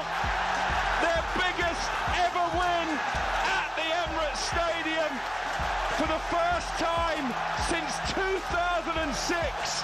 Bukayo Saka with a history-making goal. 1-0 to the Arsenal. It's that familiar frame. It's never sounded so sweet. To these home supporters, they can start booking their hotels, booking their flights to Budapest. The Champions League final awaits. If they can win the next 4 matches, they will win the Premier League and the European Cup for the first time in their history. Oh, Bukayo Saka. Is he not the most adorable thing as well? Love Saka. Anybody who's got a bad word to say about Saka has got issues. The thing is, I don't think anyone does. No, they shouldn't. Even opposition fans. Saka's one of them players that you just love. Personality as well. Yeah. He seems like a good guy. Yes, and great to have him back. And agreed. Yeah, I mean, what a goal from him last night to take them to a final, considering he is a local lad. He's been there since he was like 8 years old. From the academy. Unbelievable stuff. Alan Pardew claimed if Arsenal won the title, it would come with an asterisk. John Obi Mikel claimed at Cheltenham that they were cheating their way to winning the league. I spoke to him last night, Obi. He couldn't sleep. Yeah, he was awake all night. You wonder if he's like, I wish I hadn't have said that. Standing in a dark room all night. A Man City fan had the cheek to drink from the Arsenal bottle after they beat them 2-1. But now they're 4 games away from the double. We need to put our hands up, Gabs. I mean, they're there. Yeah, they're there. Nothing won yet, but they're there. Can't help but say that, I'm can just you? saying, no, they've not done anything yet, have they? Do you know what I would say is that Mikel Arteta is constantly progressing season on season. And 100%. And, you know, I want it for them. I think they deserve to win something this season. With the money that he spent as well, £1 billion. But see, if they didn't, see these people who are saying he'd have to go, I think that's mad. I think you stick with him because you're that close. Yeah, but I just think, did we stick with Southgate for being so close? No. We had to move on. 8 years or something you did. Yeah. To be fair. Yeah, they need to win a big trophy. Like we said, FA Cup, Carabao Cup wouldn't be enough this season. And they're on course to maybe doing that. Well, the phone lines are open for you Arsenal fans. Good morning, 03717 223344. We've got Chris with us now this morning. Chris, what do you want to say to fellow Gooners? Good morning. Good morning, Chris. Yeah, morning, guys. Well, I'd like to say to all my fellow Gooners, I agree a little bit with Gabby. Reason why is we've won nothing yet. We've won absolutely nothing. We're in the final. We've got 3 games left in the league. But trust me, we can get to that final and lose it, and no one will remember us. Everyone wants us to fail, so what we've got to do is keep our powder dry at the moment. Don't get too excited. Don't get carried away, because history has taught us, that we get carried away far too easy. Let's wait until we've won something, then we come back, and then we come and ram it down your throats, Until then, take all the negative press, and we use that to fire us on to win something, Because we have always been the bridesmaid and never the bride. So you're going to get married then this summer? Finally, Chris. Put a ring on it, Chris. If we do the double, I'd marry you, Gabby. Trust me. Let's do it, Chris. Oh, lovely, Chris. Brilliant call. Thank you very much. Oh. Everyone, just hold tight for just This a weren't part of the plan for a lot of people. Everyone's waking up this morning devastated, other fan bases. Like, this isn't it. This isn't what we predicted. What's going on? Some people saying this is going to be the hate watch of the century. Arsenal in the final against either PSG or Bayern Munich. Don't forget that game. The second leg is on talkSPORT tonight. You'll see whoever goes through tonight, you'll see hundreds of thousands more Bayern Munich shirts have been brought for the game. I know. By English fans. Somebody here to ram it down your throat this morning, Gabby. No, Content creator and Arsenal fan. Joel Bea is with us. Good morning, Joel. Good morning, Joel. Oh, good morning, Shebahn and Gabby. How are you both doing this lovely morning at Owen's Banter? How stable. Stop it. Stop that. Gabby, so annoying. how's it feel, Gabby, that you're going to have to watch me lift the Champions League final and the Premier League trophy as well this season? How's it feel? So I was quite annoyed about this guy because it's hard to not like him. So I like him, I don't want to. And he's doing very well in his career. His team are doing well. It's not right, Joel. This wasn't the plan. Gabby, Shebahn, you can't see me right about now, but I'm wearing a bright red Arsenal Oh, no, we can see you, Joel. We can see you, mate. See your sunglasses on, hat on. Yeah, we see. We can see you. My voice is gone from celebrating so much yesterday. It was incredible. But why was you celebrating so much, though? Because a poor Atletico Madrid side that you should have got through against, and you haven't won anything yet. Gabby, it's all part of the master plan. I told you, man. We're celebrating because we know what's to come. First of all, it's a one-off game in the final. Yes, we have to respect the opponent. But if we win this Champions League, we're going to get the gold Champions League medal. You know that? Not just medal, trophy. Because it's never been done. A team going through the whole tournament, not losing a single game, right? Conceding so many few goals. It's going to be incredible. And you saw what happened with Man City and Everton the other night. It means that we're in the prime position to win the league as well. It could be a double, Gabby. So why not celebrate? 4 games left, 4 finals, and then it's both ours. But Joel, do you think seriously that Arsenal should be where they are now in both competitions with the amount of funds that Arteta has had to spend? Over £1 billion? Can't hit me with the funds today, Gabby. It's not going to work, I'll tell you that for sure. We're here because we have the best squad, simple as. Look at these other teams that have spent all the funds. Manchester United, flip-flopping with managers left, right and centre. Where are they now? Scraping Champions League, celebrating because they've beaten Liverpool. You know what I mean? What about Chelsea? Chelsea, they're about to go for what? How many managers in the last 10, 15 years? We've stuck with the same guy. Fair enough, we should have won it previous years. But right about now, listen to my voice, Gabby. Listen to my voice. Right about now, right, it is our time. So we're going to enjoy, we're going to celebrate, and hopefully, Gabby, I see you in Budapest too. Hopefully. Joel, it's not even 7:15, and I think you've broken Gabby Agbonlahor. I'm going to FaceTime Joel, me, John Obi Mikhail. We're going to have a FaceTime afterwards and see how we can get Bayern Munich or PSG to win this game. I don't know how about that, mate. I don't know about how that, mate. You must be having a laugh, mate. Joe, we love you. Thank you very much. Unbearable fan base. Enjoy the celebrations. Remember, yeah, we love you. Take care of yourself. Just remember, Joe, you ain't won anything yet, and we can clip this up nicely, okay? You keep those sunglasses. West Ham, come on. Come on. Is he lashed? I think he's been out all night. That's what. Yeah, they won the Champions League last night, didn't they? That's why they were all partying. There was a quote came out last night. In fact, I think somebody said this in the sports bar as well. If Arsenal win the double, it's British football's greatest achievement. It is quotes like that make people go, "Oh, shut up." I just think it's stupid comments like that because Manchester City and Manchester United won the treble. So how can Arsenal doing the double be better than that? I don't understand. Yeah.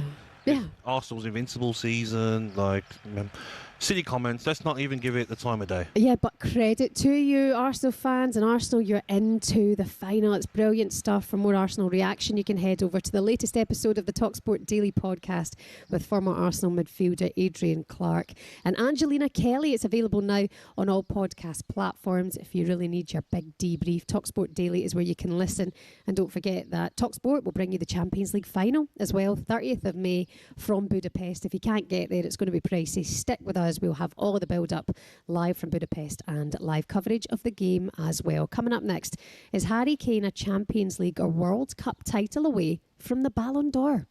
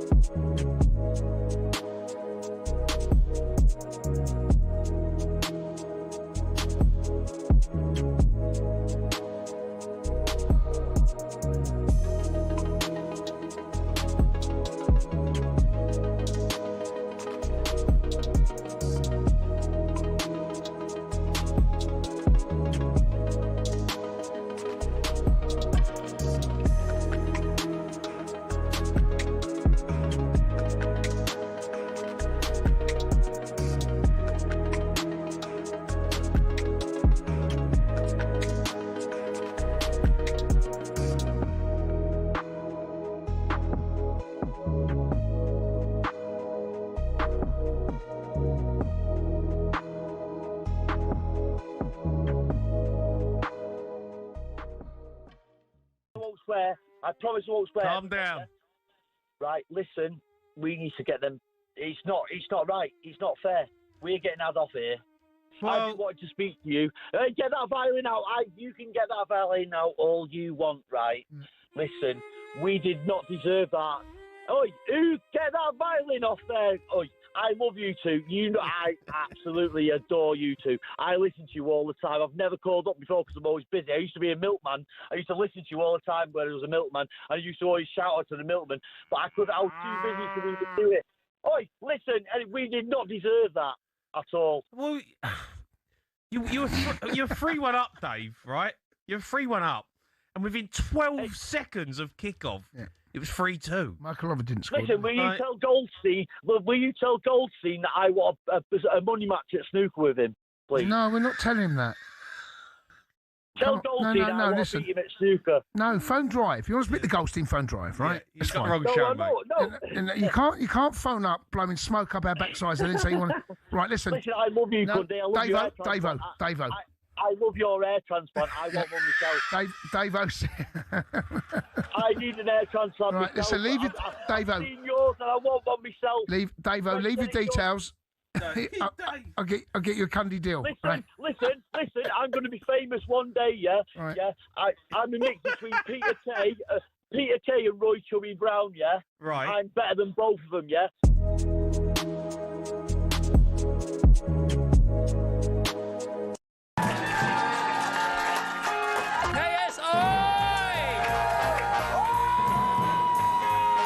Jumbo and Peter Capaldi. It just so happens that it's all "You're amazing." Right. Paul White! Sir Lenny Henry! I was face down and the dog sniffed my crotch. It was very, very embarrassing. Staying out for the summer.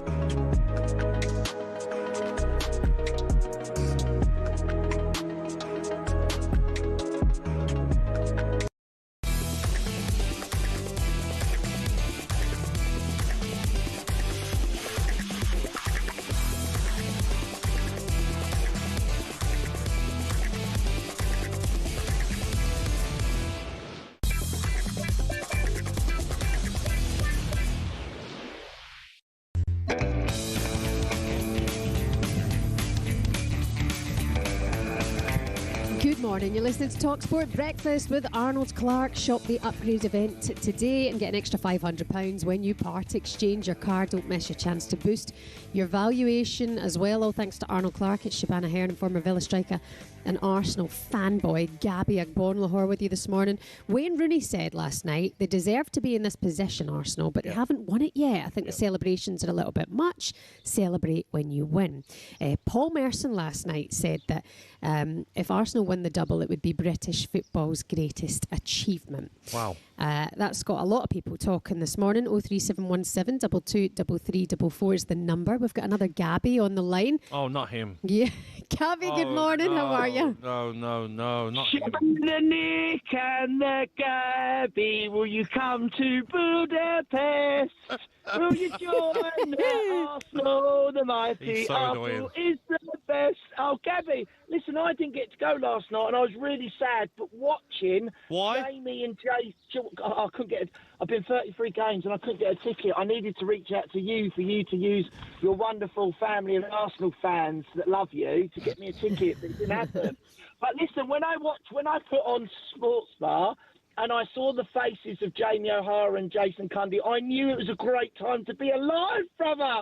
And you this morning, and you lucky, I'm going to turn the motor around, Shebahn. I'm going to drive to Cheshire, 4 hours away. I'm going to long off work, and I'm going to come with you for the tea. I love it. I want to be alive. You come here, man. I'm going to chase you on a horse if you come anywhere near me. We'll set our horses on you. Gab, I'm going to come and give you a big cuddle, mate, and a big kiss on that head of yours, mate. Don't worry about that, my friend. Will you come back on here if you don't win the Champions League, Gabby? Gabs, you know I never duck or shy Ask away your from question, anything. Gabs. I never shy away. Of course I will. But listen, Okay, it's a mate. great time to be alive. The sun is shining. We're in a Champions League final. We have every right to celebrate, but we have still got to remain humble because it's only the job. I think you overdone it last night, though, in the stadium.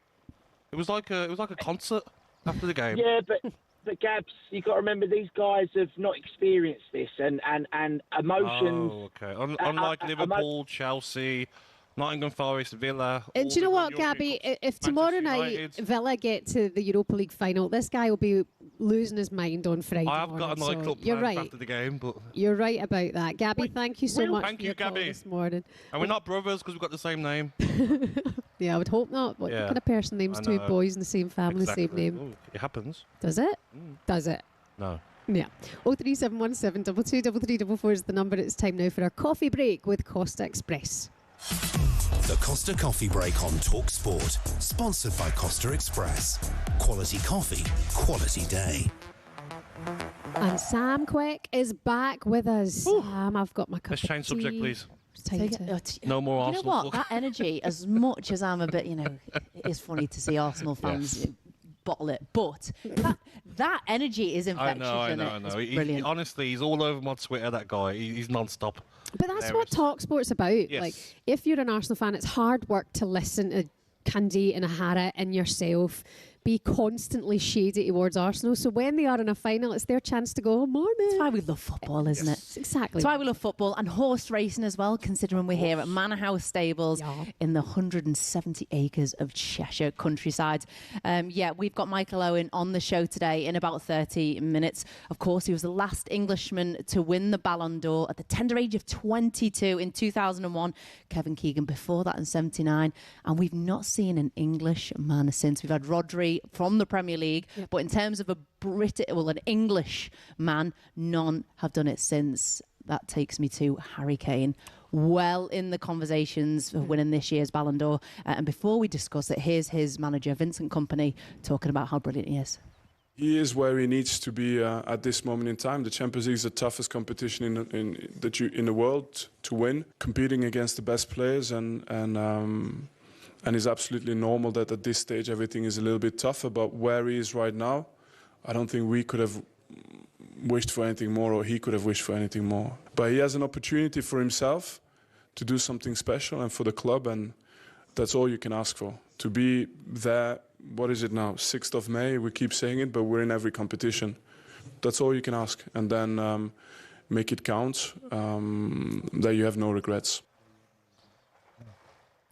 Big nod to him as well, by the way, Vincent Kompany. A few raised eyebrows when he came over from Burnley, but yeah, proof's in the pudding, isn't it? In the Champions League semi-final, they'll be hoping to make the final tonight. But back to Harry Kane, what does he have to do to win this? I mean, 54 goals in 46 games so far. He's having a belter season. Yeah, I think he's goal scoring. I mean, when you watch him, his performances, his hold-up play, his passing, he's been in the best form of his life. 54 goals. They're going to win. They obviously won the Bundesliga. Has to win the Champions League, I think, minimum. And then can he get to the latter stages, a semi-final, final of the World Cup? And then he'll definitely be in with a shout. But I think the Champions League is a must for Harry Kane. No matter what he's done, it's about, isn't it, the Ballon d'Or more as well, what big competitions you're winning as well. Yeah, I mean, he deserves it, doesn't he? Well, if he can go on and win a Champions League or win a World Cup, you would think Harry Kane does deserve that, because individually, this man is doing his job every single time. I mean, he is. And I think it's good for England if they win the Champions League by Munich, because that will play in his mind a little bit. Not that he's going to try extra for his country to win the Ballon d'Or, but if it's in your mind, you've won everything you can so far, get to a World Cup final, hopefully win it with England or come runners-up. Yeah. Definitely been with a shout. On the subject of Ballon d'Or, Michael Owen, I'd say future Ballon d'Or winner. I mean, 1-2 titles now in the Bundesliga. If France win the World Cup, in a Champions League final, it's players like that. Yeah, he's in proper form, isn't he, as well? Yeah. Also, as well, I've got to ask from a player's point of view. Yep. And if we've talked about conversations before, different debates. Harry Kane, if someone sat him down and went, listen, Harry, you can win the World Cup with England, or you as an individual can win the Ballon d'Or. Oh. What do you reckon his answer would be, or what would your answer be? Oh, it'd be World Cup. Oh, wow. Because there's we can ask Michael, this can't really like come Ballon d'Or is like top. Michael Owen would trade the Ballon d'Or to have won the World Cup. Do you reckon? I don't know. I don't know. He would trade the Ballon d'Or to have won the World Cup with You know England. what? Of course he would. Winning the World Cup is like obviously the biggest prize as a player, of course, but individually, the Ballon d'Or is such a flex. I just feel like if someone's won the Premier League, there were multiple Champions League, and you're having a little argument, won the Ballon d'Or, mic drop, see you later, who's next? You know, I just think it's a team game. I reckon he'd be thinking more as a group. I would have rather won with England than won that individual award. It'd be an interesting question, but... You sound like my husband. Yeah. He purposely, on our wedding day, in the room, we had a number of MBEs, OBEs, we had a number of Olympic gold medalists. So you know what he did? You know what he did? He went out of his way and announced on his wedding speech that he'd gone and broke a Guinness World Record because he was born in how many billion? That's who you sound like. But I think World Cup, innit? Yeah, team it's sport. Yeah, it's top. It's difficult because you look at the Ballon d'Or list, and to win a Ballon d'Or, like, oh. You're saying Ballon d'Or? I don't know. Listen, we haven't won a World Cup, have we, since '66? So it'll be unbelievable, but. Selfishly, you want to win the Ballon d'Or. Do you know what I mean? Not the World Cup for your country. Yeah, I'm going to be selfish. I'm going to say Ballon d'Or. Give it me. Let's ask Michael Owen when he gets here. Sam, remember that one. Thank you very much. That was all thanks to Costa Express. The Costa Coffee Break on talkSPORT, sponsored by Costa Express. Quality coffee, quality day. Yeah, Michael Owen is with us on talkSPORT Breakfast in around 15 minutes' time. The man will be here at the Manor House Stables. It's his place. He's invited us in here this morning, and it's absolutely stunning. Coming up next, you're going to hear from Fabio Wardley ahead of Saturday's All-British Heavyweight Dust-Up against Daniel Dubois, live here on talkSPORT.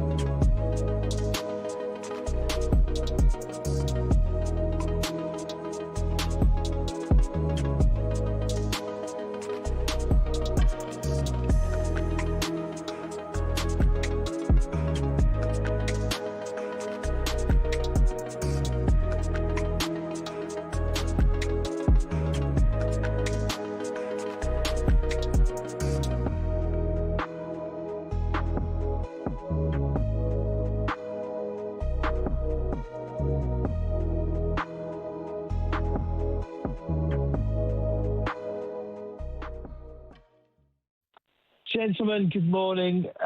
Calling all the way from Sydney, Australia. Good morning. Lovely to speak to the supply teachers today as the headmaster and Principal White and Jordan not working today. Alex, you might remember me. I rang up just before the Europa Cup final last year and you were going on about victory parades and buses and things like that. And we still managed to beat you in an awful game, but we had no Kulusevski, Bergvall and Maddison. And I did hear Adam Nathan, who you quoted, who is the purveyor of the finest gin and tonics in North London, said that you were kind of veritably choking in your quinoa bowl during the Brentford-West Ham proceedings. He definitely doesn't eat quinoa. Well, I'm being ironic, but the reality is this is the first month that I've gone to work in Sydney with a veritable spring in my step for quite a while. Full credit to De Zerbi. We've got a light at the end of the tunnel. I mean, I did speak to Simon and Jim 3 or 4 weeks ago, and I said that we were down, and we're not there yet. We've got a long way to go, but De Zerbi, in a short period of time, he's been clever. He hasn't imposed De Zerbi ball on them. He's gone about with the vibes, as the kids would say, boosting the morale. And, Tudor, much maligned. We got them running and fitter again, and he gave them a base for De Zerbi to play the way that they did yesterday. So, and that's for all the West Ham fans crying into their jelly deals this morning. As other messages that you've got, we've got 7, 8, 9 players out injured. Crystal Palace were out boozing it up before they played West Ham. So there's no excuse, really.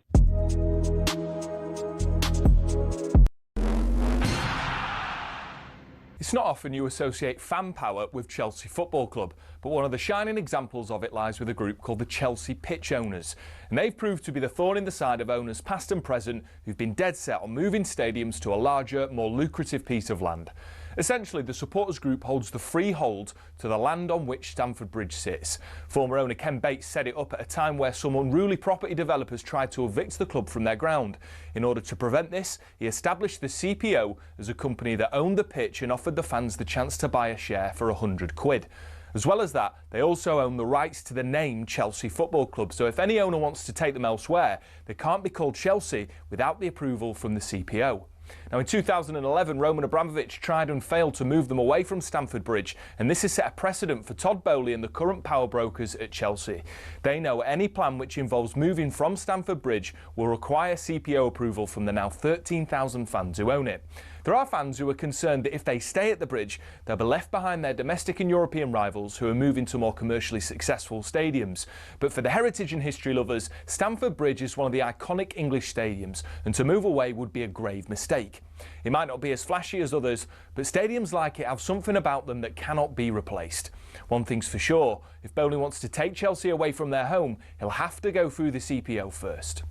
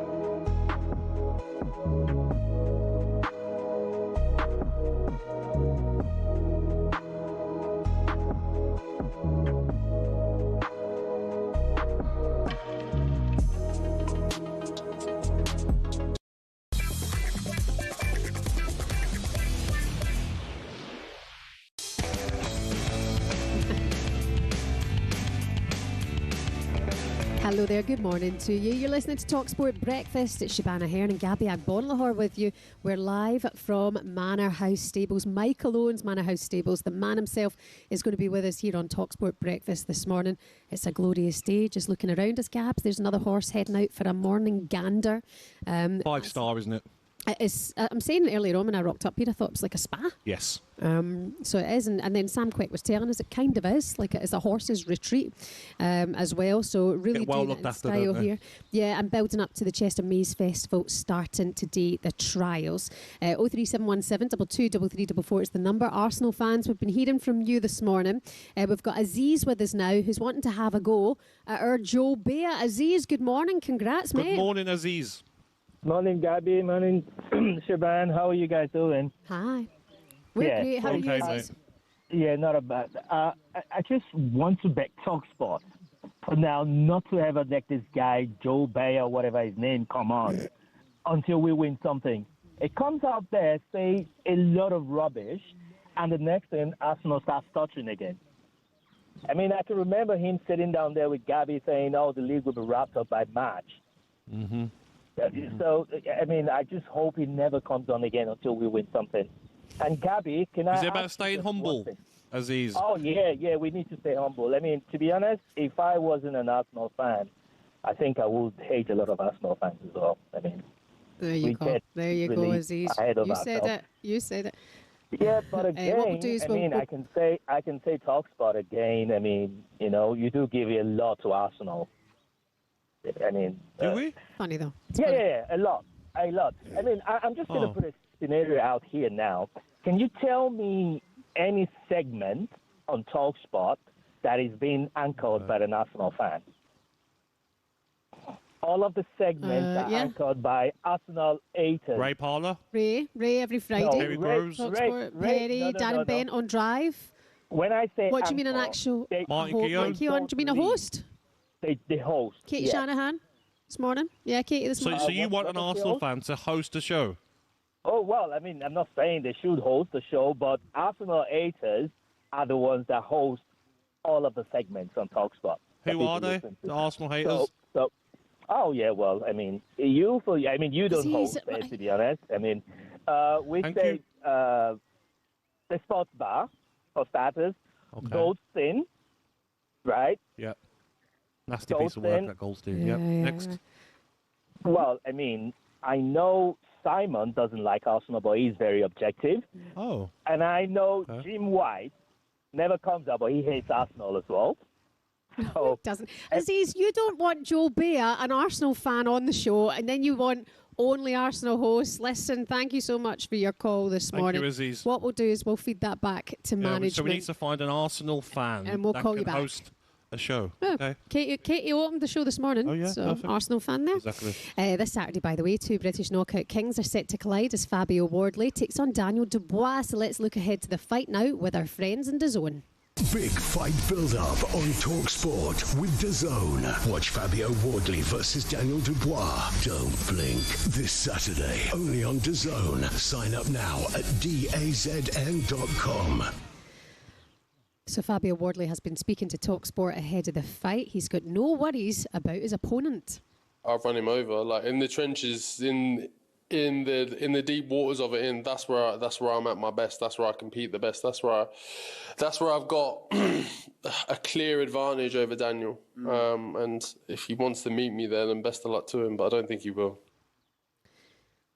Fabio Wardley there, feeling confident ahead of fight night this weekend. For more on this, we can bring in our expert talkSPORT's boxing pundit and presenter. Are you an Arsenal fan though? Gareth A. Davies, good morning. Good morning, Gareth. Good morning, gorgeous. Good morning, Shebahn. I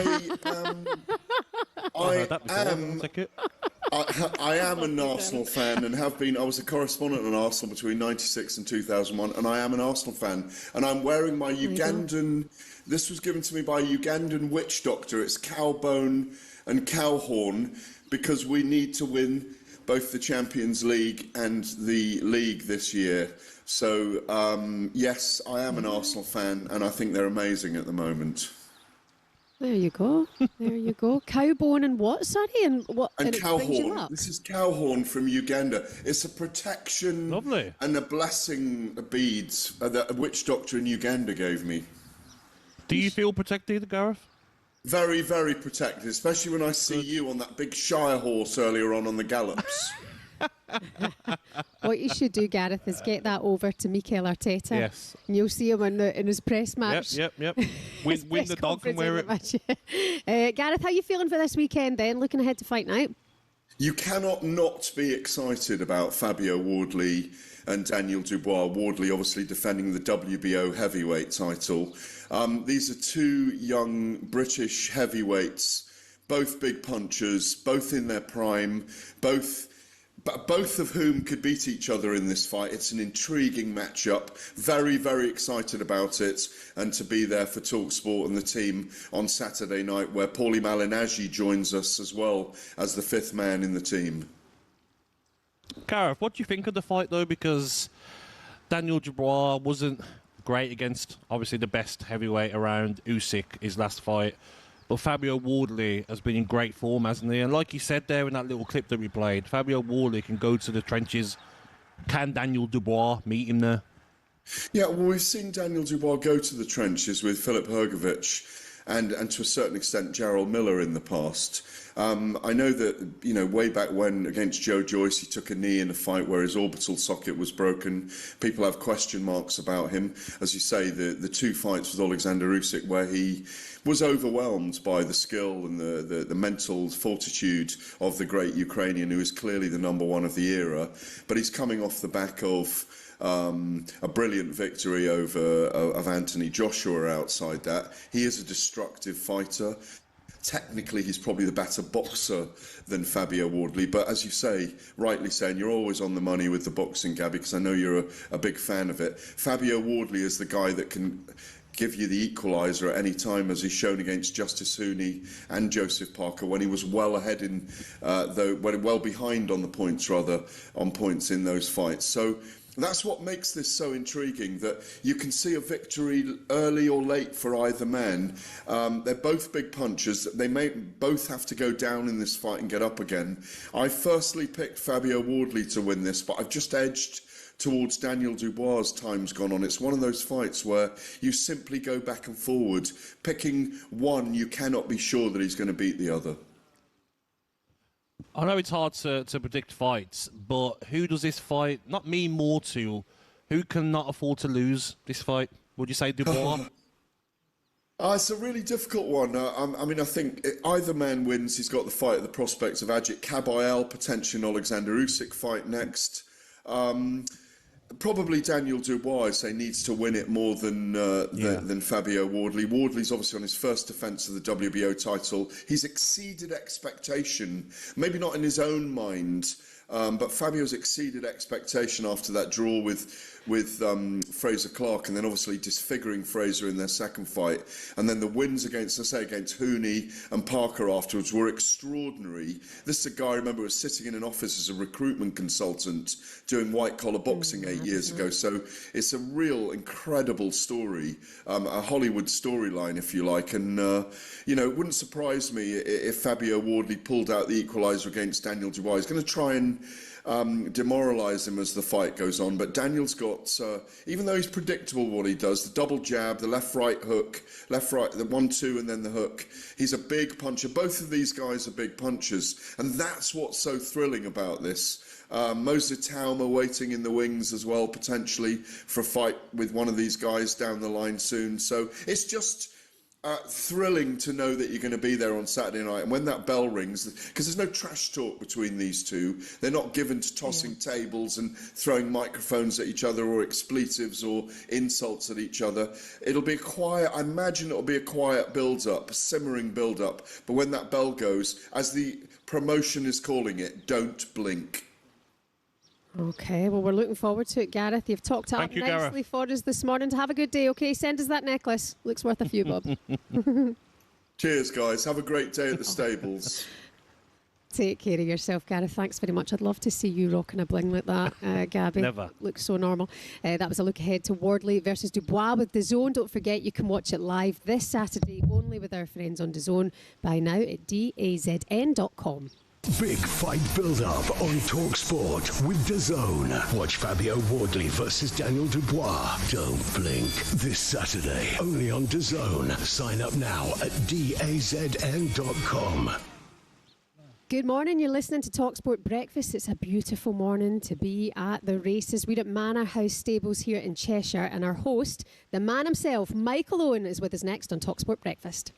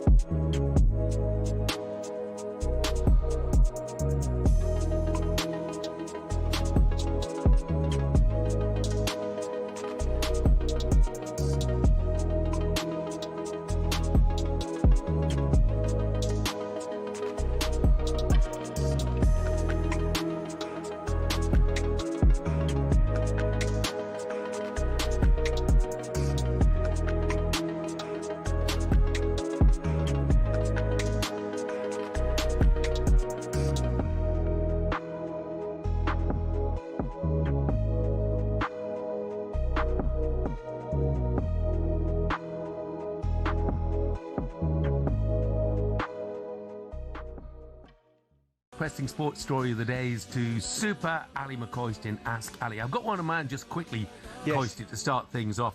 Cesc Fabregas is currently manager of Como. They are 5th in Serie A. He's been speaking today saying, of course, he wants to manage in the Premier League. Yes. Do you see Cesc Fabregas as the next manager of Chelsea? Cool. If you're a Chelsea fan, you'd bite your hand off for that. If you're Cesc Fabregas, I think you're weighing up that situation extremely carefully because of what's going on up at the top. I mean, surely he's done a great job there, man. I mean, what a job at Como, fantastic. And he will. I don't think there's any doubt that he'll manage in the top flight in England sooner rather than later. But is Chelsea right now the perfect job for Cesc Fabregas? As I mentioned earlier, I mean, Chelsea fans would probably be salivating at the prospect of him coming and taking it, and so they should be. But I think there's warning signs at Chelsea. He'll have looked what's happened recently, Jeff, and he can't have failed to have noticed that it might not just be...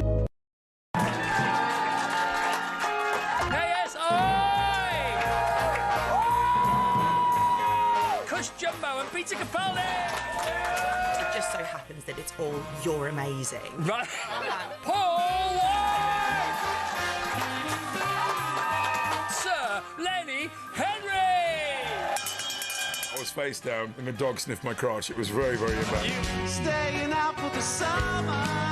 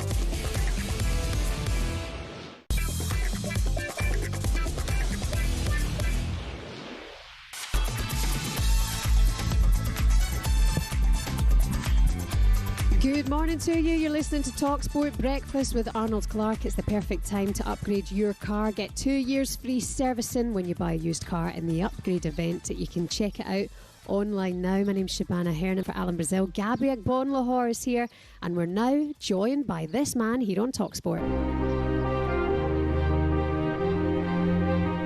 What an amazing moment in Michael Owen's young career. His confidence spread when he's on a pitch to the rest of us that he was the best. Michael did not care less who he was up against. He was convinced he'd be able to rip them apart. Michael Owen for England. It's a great great chance, and he scored! Michael Owen against Brazil in the World Cup. Michael Owen has been voted the best player in the world. I played with him. He was an incredible teenager. Beckham now to Owen, and here's another Owen run. He's going to worry them again. It's a great run by Michael Owen, and he might finish it off. Oh, it's a wonderful goal! Look at Haaland, great player, great finisher. I think Michael Owen was striking more fear into defenders. Yeah, collected 6 major trophies in his career, including the Premier League and the FA Cup, won 2 Premier League Golden Boots before the age of 20, and the 2001 Ballon d'Or winner, now the man behind the Manor House stables, with us this morning. Hello, Michael Owen. Good morning. Morning, guys. It was a lovely introduction there. Some nice memories, nice words from some of my old teammates as well. Yeah. I mean, sitting watching those moments and seeing those pictures, I mean, what a career you've had. And you've kind of got another career with all of this as well. It's magic.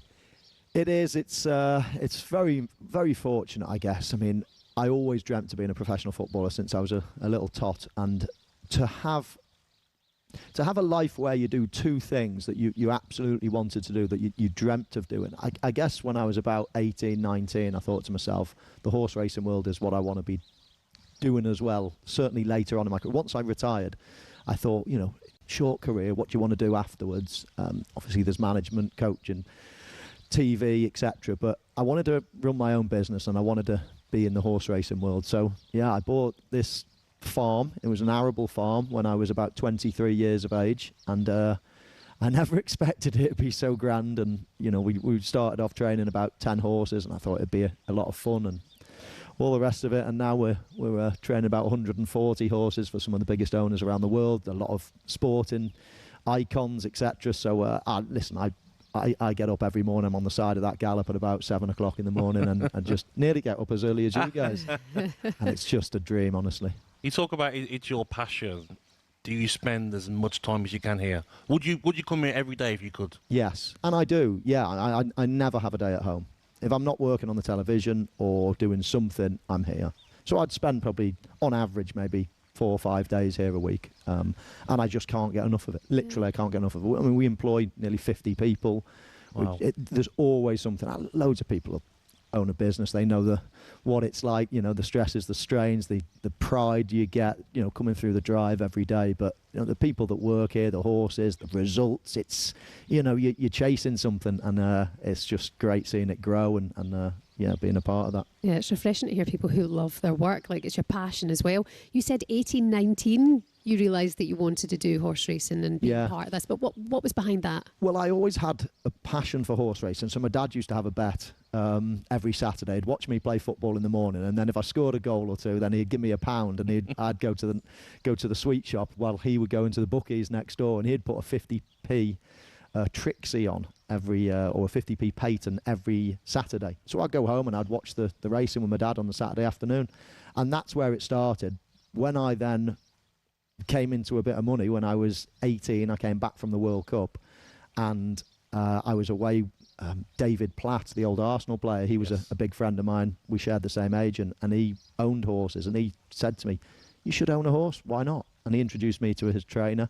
And I bought a horse there, and then when I was 18, called it Etienne Lady after scoring the goal in St Etienne. Lovely. And that was that. I was hooked. Give it 2, 3, 4 years after that, I had probably half a dozen horses, and then that was the time that I thought, you know what, I want to go into this sport forever, and I want it to be close to my house. I want to see it every day, and that's when I started looking for farms and found this one. We know the connection between horse racing and football. Was there any other footballers that have got horses here? Loads. We've got loads of sporting people. I mean, lots of people from all over the world. But the Brighton team, there's about 11 of the Brighton lads that have got 4 horses, and they've had loads of success. They had a horse that came second in France the other day for us called Seagulls 11. They tend to name all their horses Seagalazzo and Seagulls 11 and the Flying Seagull and things like that. So we've got Andy Robertson owns a horse in the first race at Chester today called Wait Geordie. So there's quite a few Liverpool players that have got horses here. Of course, Sir Alex Ferguson.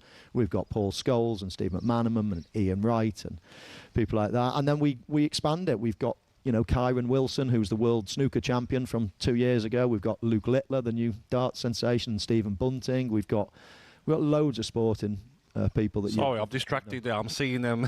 Oh yeah, the flying horses. up that hill. So Wow. that's first lot going up the hill. Yeah, there's about 25 horses. This is the first session of the day for them. So yeah, they've been awake for a couple of hours. They've been fed at about 5 o'clock this morning, and then they'll go for a stretch of their legs. But this is their. They're so well looked after, aren't they? Because we was at Cheltenham recently, and there was obviously some tragedy there. But whenever we spoke to a jockey or we spoke to Harry Redknapp, they were like, these horses are looked after like you wouldn't believe. Oh yeah, yeah. I mean, and it's something that we need to get over. I mean, there's of course it's a sport. It can be dangerous. I mean, to clarify that I only do the flat racing. Yes. Obviously, Cheltenham is the jumps, and it's a bit more dangerous than ours, of course.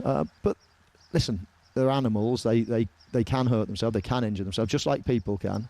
But in general, they are, they live long, happy lives. We take care of everything once they retire, in terms of the homes they go to, or retraining them into a different discipline or whatever. Or some of them just go to be just sit in the field and enjoy their retirement. But whatever it is, we look after them. And while they're here, I mean, you've seen the place. They've got swimming pools and ice baths and veterinary centres and all kinds. So I mean, these are if Premier League footballers. Absolutely, they are. I mean, it's if there is a discipline, if there is a horse, if you come back as a horse, you want to come back as a racehorse. Honestly, it's so much better than being, a show jumper or a dressage or whatever.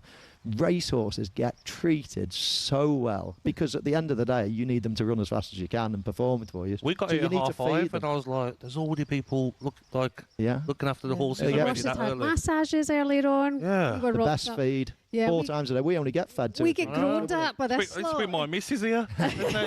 Look after. I wanted to ask you about Sir Alex Ferguson, because obviously we all had that scare at the weekend when we heard this news about Sir Alex taking unwell. We believe that he's doing well. But is that what you guys had in common as well? Was that horse racing back in the day? Did you guys have that in common? I spoke to him. I was on the phone to him for 40 minutes that morning. Wow. We're talking about football. We're talking about horses. As I say, he's got horses here. Most Saturday mornings, he gives me a call, and we go through all the horses for the day, and we share, what we know and things like that. So we might have his horse running on Friday at Chester. So yeah, I speak to him regularly, and he sounded absolutely brilliant, sharp as a tack as normal. We were talking a lot about Scottish football and what was happening up there. So it was such a shock to hear, obviously, that the next day he was taken on well, but hopefully it's not too serious. Have you spoken to him since, Mike? I haven't since, but I would expect a message on my phone any time now, because he'll see that we've got 4 or 5 runners today at Chester, and he'll be wondering what's going on. Which horse should he be looking at? I want to ask you about that, owning horses and when they're about to race, because we had Harry Redknapp at Cheltenham just before the Gold Cup, and he was saying that the nerves are similar to an FA Cup final for him, and you could see how nervous he felt. So he didn't want anyone speaking to him or anything like that. I'm in the zone, don't get him away. The problem is, I mean, when you're a footballer, you're in control. At least you can do something about it. So you're a little bit nervous, but you're about to go into battle, and you can, as I say, you can control something. When it's your horse, you've got no, you're putting all your trust into the trainer, all the trust into the jockey, and when you say good luck and they go down to post, you just don't know. You're just hoping and praying, and that's the emptiness that you've got no control over it. That's why you get nervous. Well, listen, we're going to keep you with us, if that's okay, whilst you host us this morning in the beautiful Manor House stables. Thank you for having us, Michael. You're with us for the next wee while as well. Michael Owen is with us this morning. Another Premier League icon is on the way from 9 o'clock as well. Former Arsenal, Man City and Spurs striker Emmanuel Adebayor. That was our breakfast preview, all thanks to Travis Perkins. Superstar Breakfast preview on talkSPORT with Travis Perkins. From fence panels to decking or paving packs to topsoil, Travis Perkins has all your landscaping needs covered.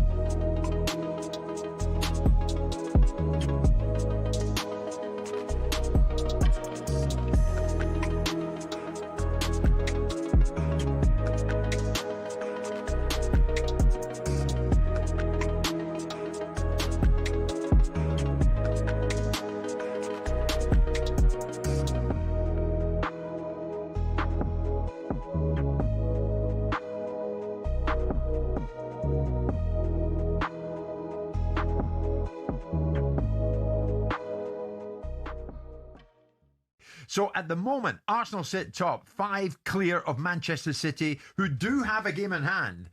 And Pep was asked, where does this leave it? In your eyes, where does this leave it all? It's better the point than don't point, and it would have been better win the game that we needed at the point. So I know it was in our hands, in Arsenal hands as well before that game. It depends of the goals conceded. Now it's not. So, but for responsibility, you have Brentford, saturate 3 and continue, and we'll see what happens. So it was 3-1. It ended up 3-3. Next up for Arsenal, West Ham away. Do you, like Thierry Henry, think you better watch that one? Of course. You better be careful of that one. Of course, because this isn't Tottenham rocking up to Aston Villa that couldn't even be bothered. This is West Ham that can be bothered, that will be motivated and will make it as difficult as they possibly can, because despite the fact they got battered by Brentford, there was no way that was a 3-0 game. Yeah. They've hit the post twice. They've had a goal disallowed. West Ham. So it was not reflective of their recent performances. So Arsenal are going to have to go and step on West Ham's throat.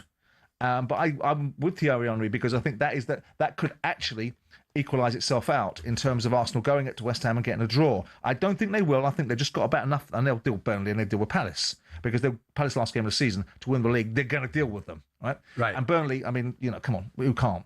So with that in mind, the question for me was, what were Manchester City doing? The big question for Pep Guardiola is, what were they doing for 23 minutes in that second half?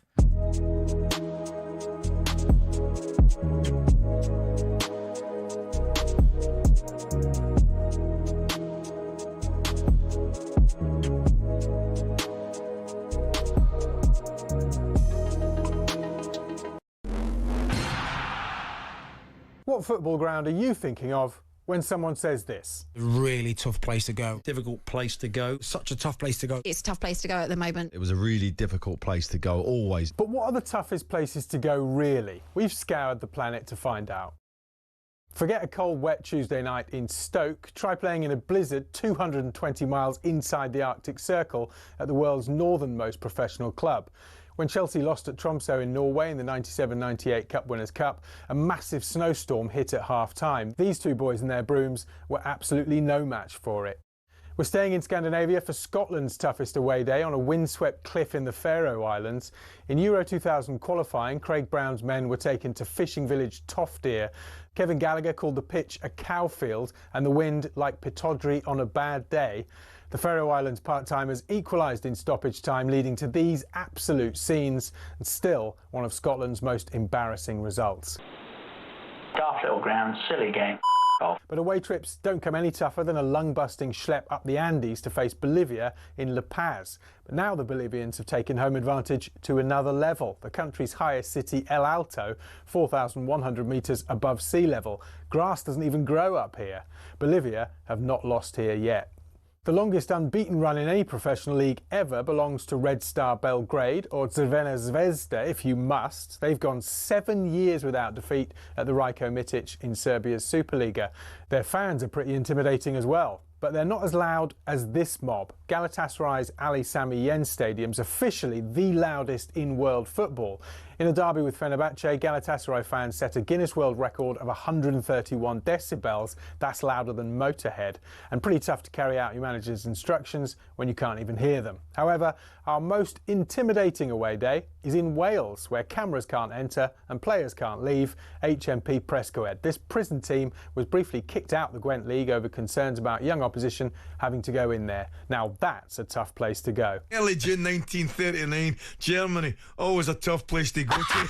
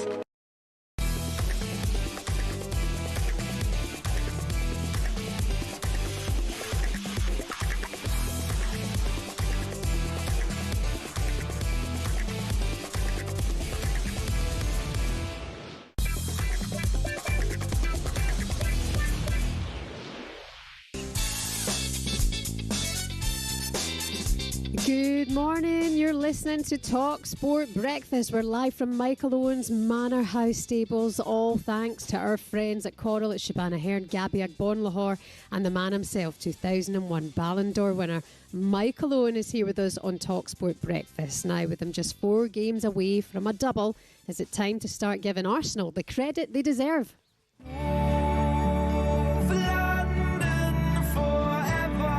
Arsenal have been brilliant. They're going to be going 6 points clear at the top of the Premier League table as things stand. Arsenal 3, Fulham 0. For the first time since 2006, the Gunners are Champions League finalists. It means Arteta's class of 2026 are 4 games away from immortality. They've cheated their way to winning the Premier League. It's illegal the way they're winning games. Second again. Oh, yes, you'll be. Could be one of the most underwhelming league titles ever from Arsenal. Set piece United. 1-0 to the Arsenal. That was incredibly dull. They've just become like this meme football club. It's Mikel Ted Lasso right now. Do Arsenal now just look like Stoke under Tony Pulis? Boring Arsenal.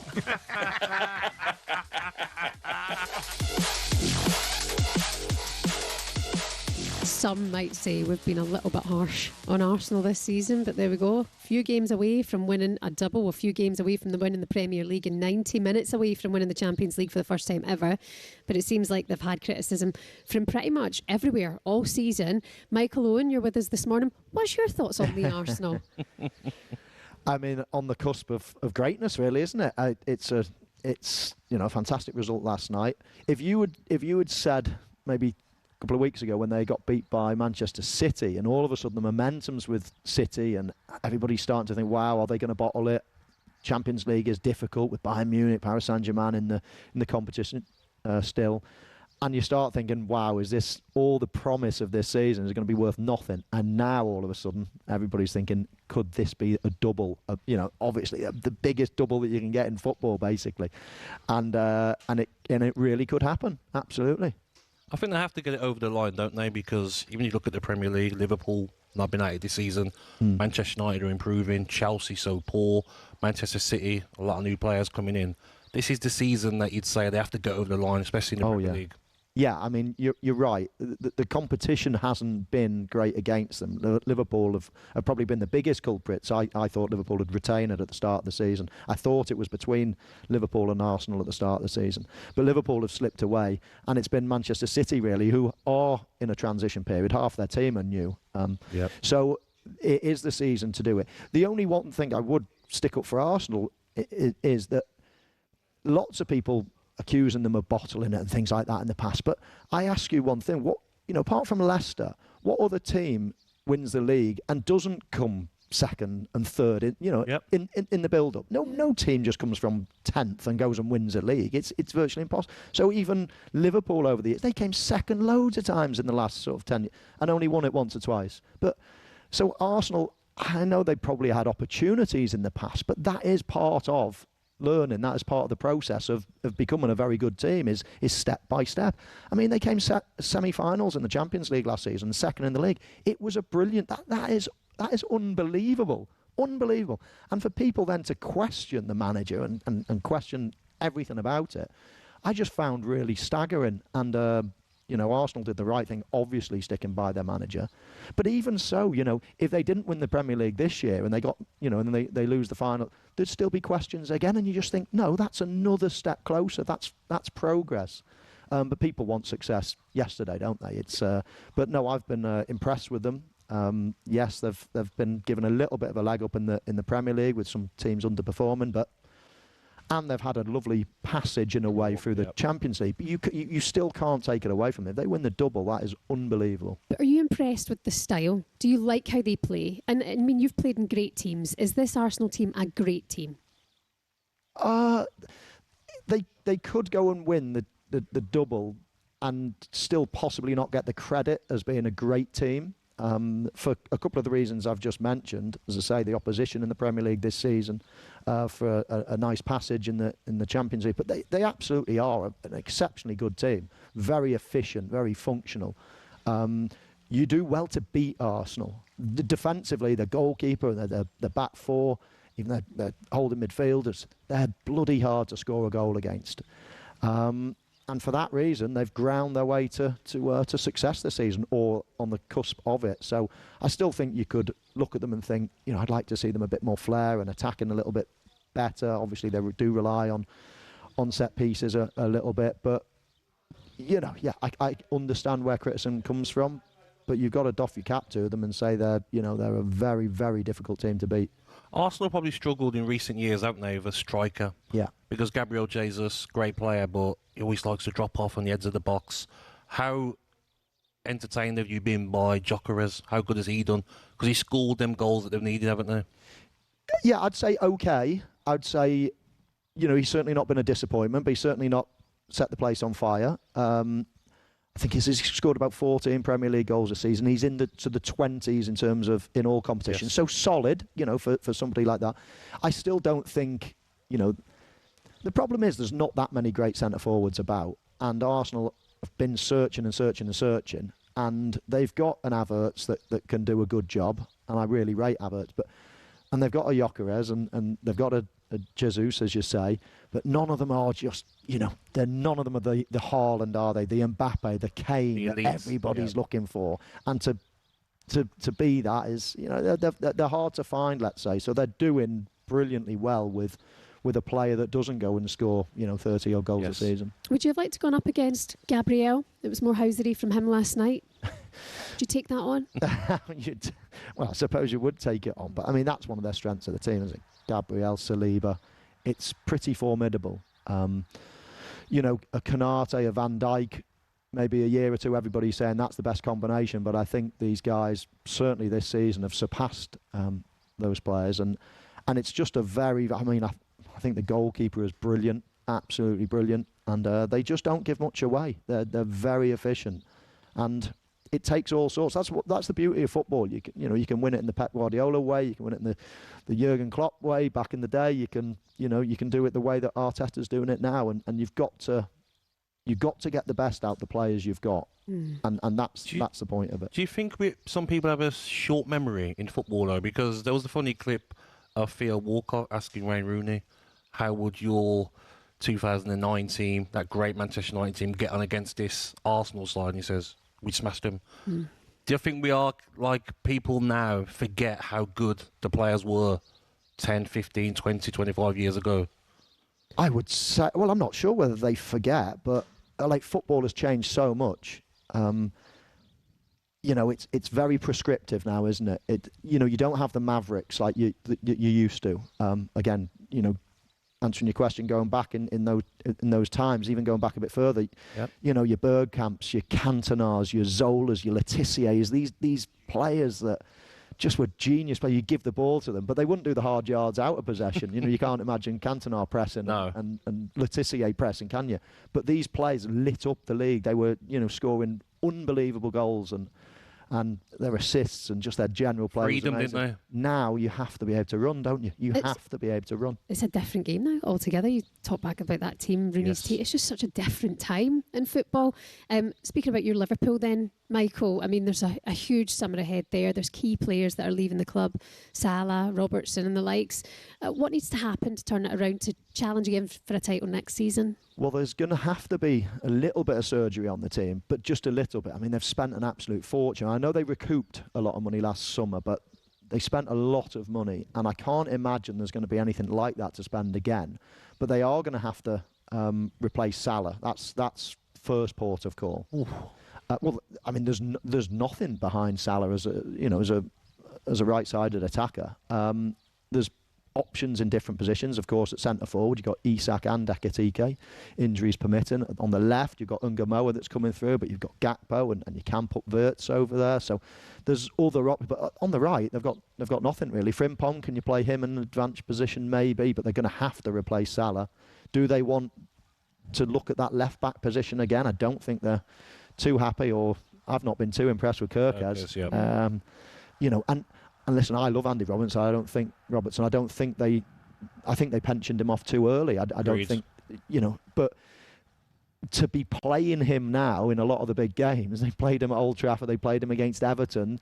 It's not a great look for Gyökeres, is it? When you know somebody's going to be going in 2 or 3 games and you're still not playing your big investment left back that's young and that needs development and whatever. So there's quite clearly a lack of trust there at left back. So what do they do there? You know, does Konate stay? Virgil van Dijk's not getting any younger. They have addressed that situation. They've bought a couple of youngsters, but one's got a cruciate and one's got just had a shoulder operation. So what about going forward? Because, like you said, Salah to replace him. They talk about Elise, but there's no chance Elise leaves Bayern Munich. Ekitike's Achilles injury, horrible injury. He might not play till the second half of the season next season. Isak, he's injured again. So what if he's not fit enough next season? Yeah. They've got big problems in the forward positions, haven't they, Liverpool? It's a worry. It really is a worry. I mean, of course, when Isak is fit, no one can question. He's an unbelievably talented player, but you know, being out for a long period of time, you might as well write this season off. In terms of, and now he's picked up a little muscle injury, and then he's obviously going to go to the World Cup. So it's the start of next season, really, when you think, okay, let's judge him again.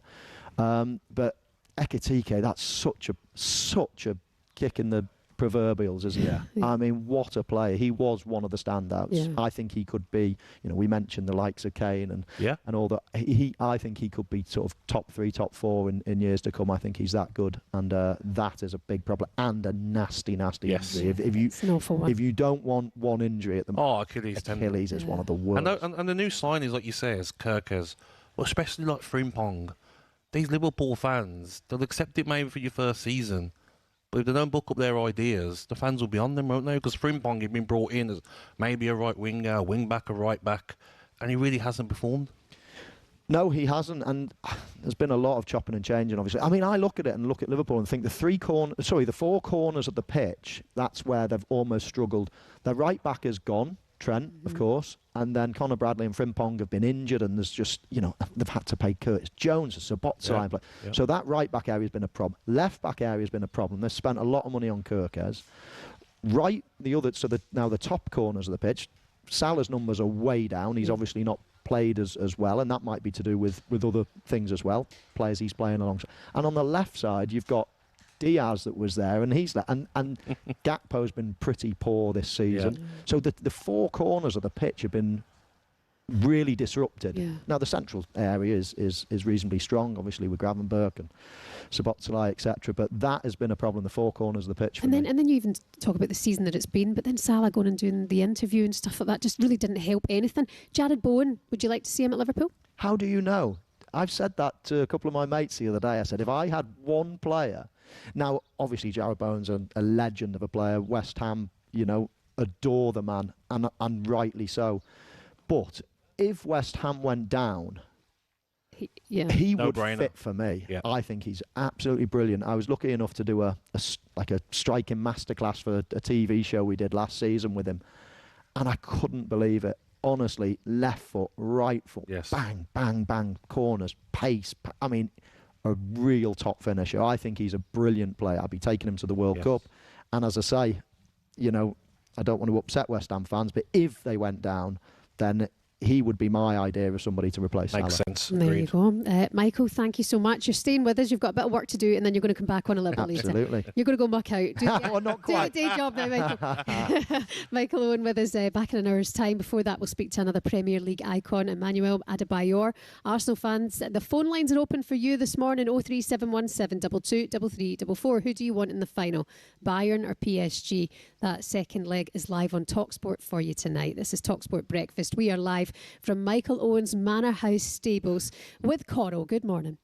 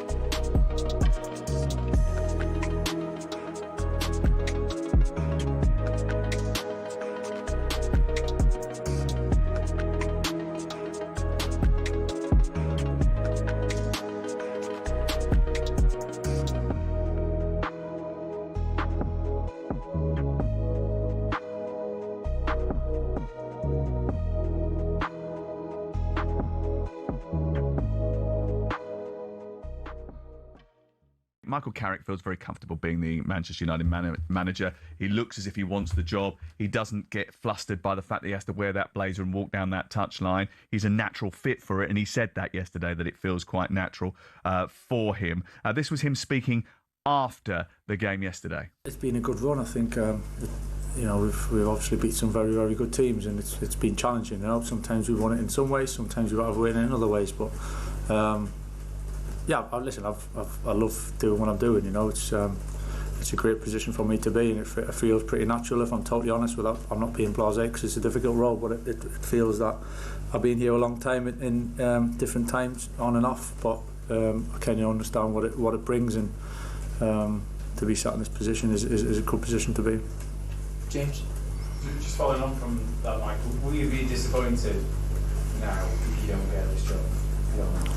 We'll have to wait and see, you know. All we can do, I think, when we came in, I think Champions League, to be honest, was a little bit in a distance, and we wanted to try and get back into Europe. So to be where we are, the one the players have put together with 3 games to spare is a good achievement. I see it as just being a step, though. You know, we're not over celebrating it, but. Whatever's going to happen is going to happen. You know, I can only do my best for the club and for the players, especially, and try and help them as best as we can, and then see what happens after. It's the best run that Manchester United have been on since March 2019. Ten Hag did have a 9-game all competitions winning run in late 2022, early 2023, 8 in 10 in the Premier League, but none of them has produced as many as 10 wins in a rolling 14-game Premier League window.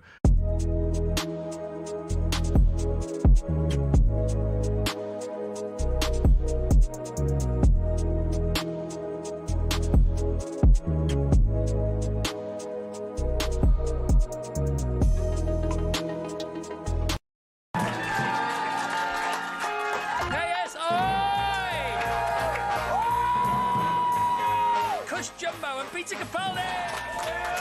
just so happens that it's all "you're amazing." Right.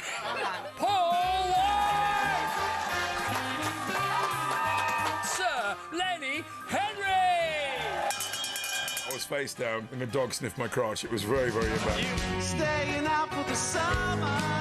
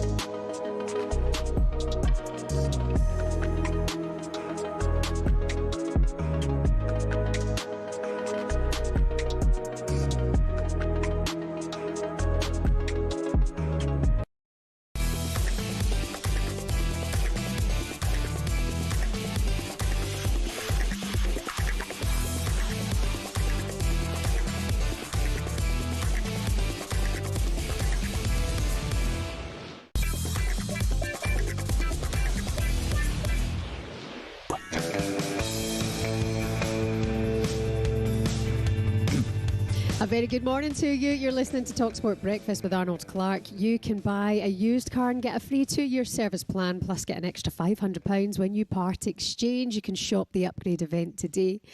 We are live from the Manor House stables, all thanks to Michael Owen. He's with us a little bit later on talkSPORT Breakfast. But now we can get the latest odds with Coral.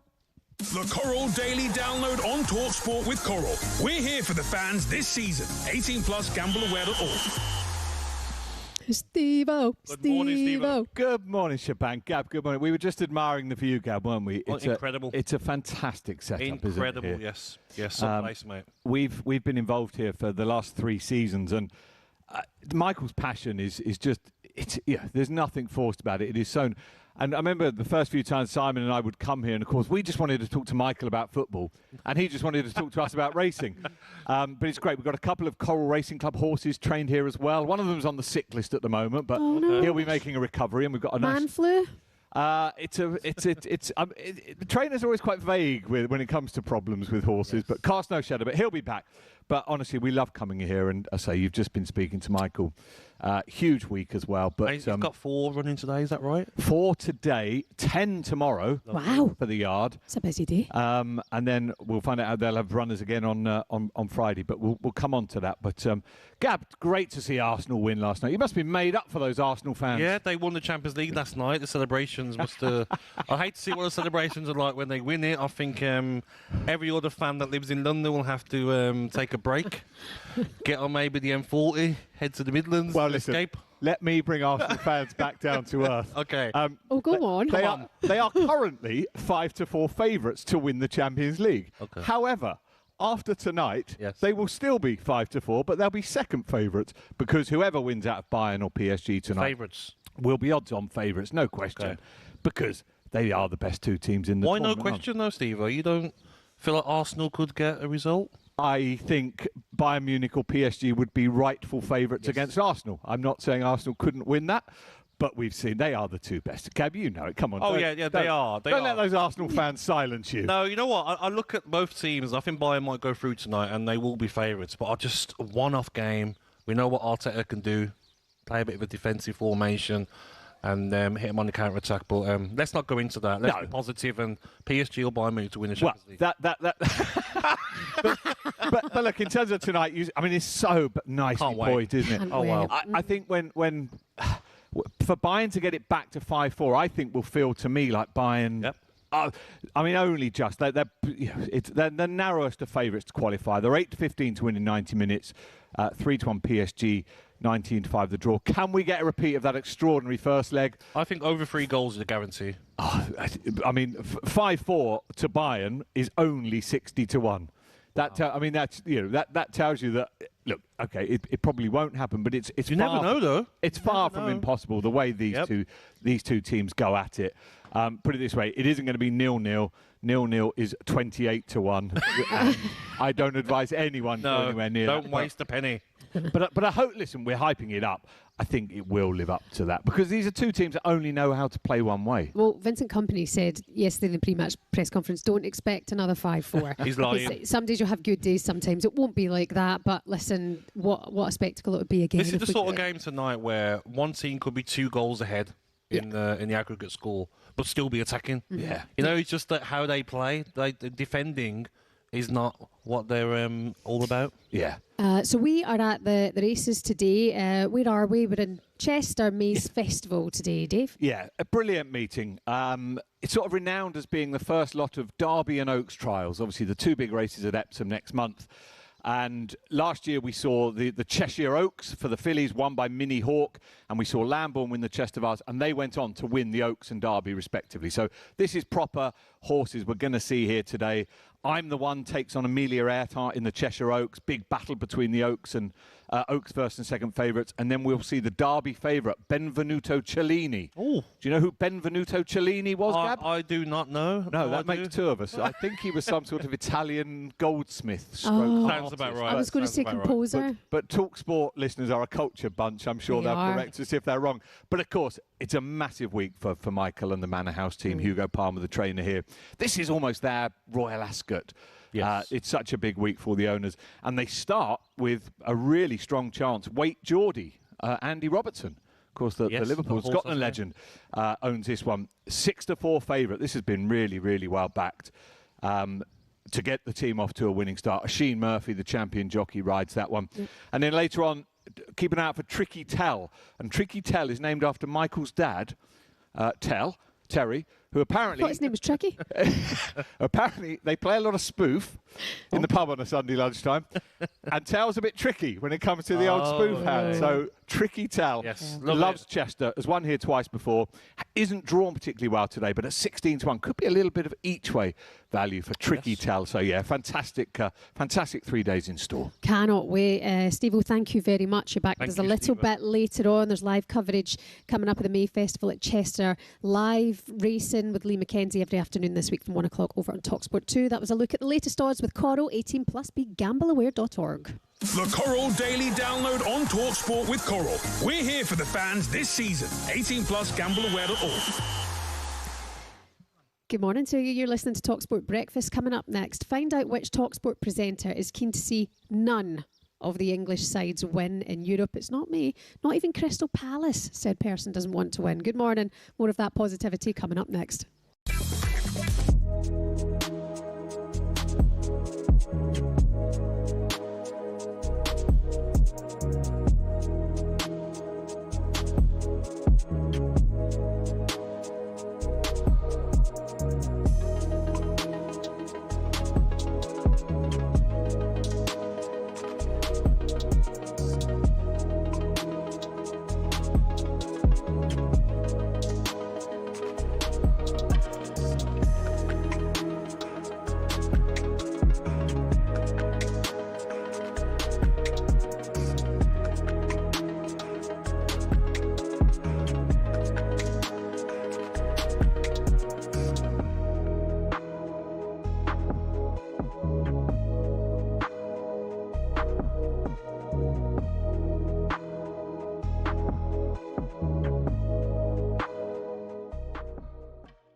It's not my fault that you're fighting relegation. It's not our fault, you crap. No, listen, don't blame Spurs. No, I'm not blaming Spurs. I'm not blaming Spurs, right? But you lot, you bunch of absolute... I can't tell you what.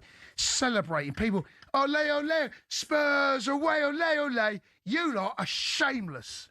Absolutely shameless. It's just who we are, mate. I mean... Good team, Forest. I mean, well played. They're a good team. Do you know what? They're a good team. Here's the stats. Are you coming with stats? No, I know, but this is actually quite damning. Now, what's happened to you lot? Listen, what's happened? This is quite damning. What's happening? Next season, you going down? Hold on, this is quite damning. All right. Forest, they are joint. We are currently on statistics the worst side last 6 games of the league. Yeah, bottom. Forest, I think they're joint top with Leeds. Good team. We're a good team, mate. Bournemouth. City, you can write them off as well. That was poor. I don't even put them in. Big Callum McFarlane doing bits. He's doing bits, mate. You should keep him on. Over the last few years, Formula One has gone from elitist and insular to a global entertainment brand.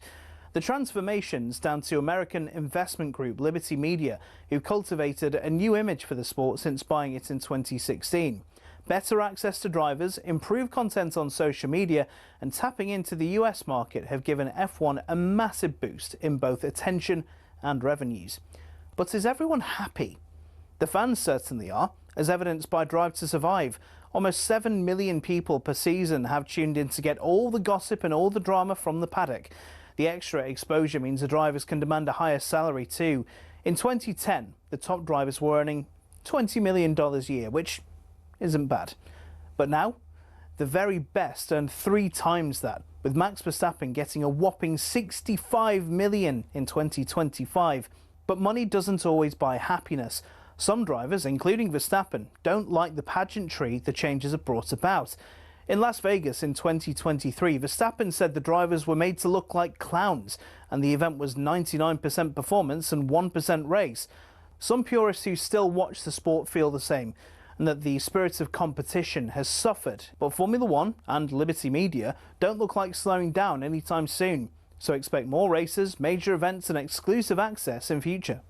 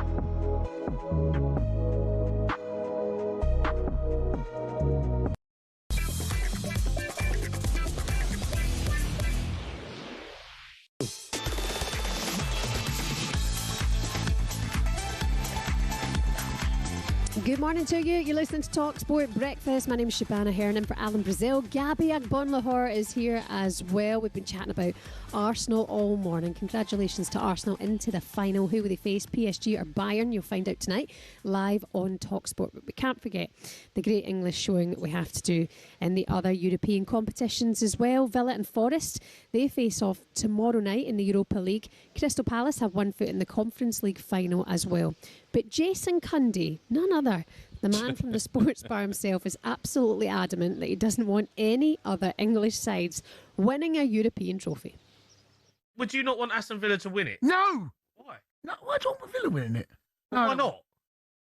So you would want Villa to win the Champions League before Spurs? I know Villa have won it in the past. Yeah. That's why anyone jumps down. But you'd want similar-sized clubs, right, in terms of... No, but you still want Villa to win it? Well, you're nuts. You're nuts. Really? Yeah, you're nuts. Listen, if it was West Ham, Arsenal... Why Villa? Well, because I want Villa to win it. Okay, Forest. It wouldn't bother me if Forest won it. Wouldn't bother me. I'd want them to win. Would you actively want... Would you go... Oh, if they were playing PSG, yeah, I think I probably would want Forest to win, yeah. You're nuts, mate. You're nuts. Because I've got nothing against Forest, and I think it would be great for that football club and their fans. No, whoever gets through to the final out of the Europa League, I want them to get beat in the final. Jason Cundy there, always sitting on He's the not fence. lying, though. That's how he feels. I don't feel like that. I always back the English team. Wait a minute. So, sorry, if Forest knock out Aston Villa... I want them to go through, yeah. What? If Forest beat Aston Villa, I want them to go through to the final and win. Obviously, I want Villa to win. Why don't you want Arsenal to win, then? If you want the English side to win? Because their fans are unbearable. They're a one-off. Nottingham Forest have got a good set of fans. I think it'd be great for them. They've been there in their history, winning European Cups. And what an amazing story where you're in a relegation battle and you end up playing Champions League football next season. Gibbs White will stay. Anderson might stay. Keep all their best players because they can offer them Champions League football. I think that'd be a good story for Forest. So I want Villa to win, obviously. Yeah, just checking though. You want all English sides to do well in finals apart from Arsenal? Yes. Right. And Manchester United, sorry. You're a salty man. Just the truth. Find out whether Aston Villa can overturn that 1-0 deficit at home to Forest tomorrow, 8 o'clock live on talkSPORT. We're also going to bring you Palace versus Shakhtar Donetsk. talkSPORT 2, the Eagles 3-1 up from that first leg. I mean, looking ahead to tomorrow night, just quickly, Gabs.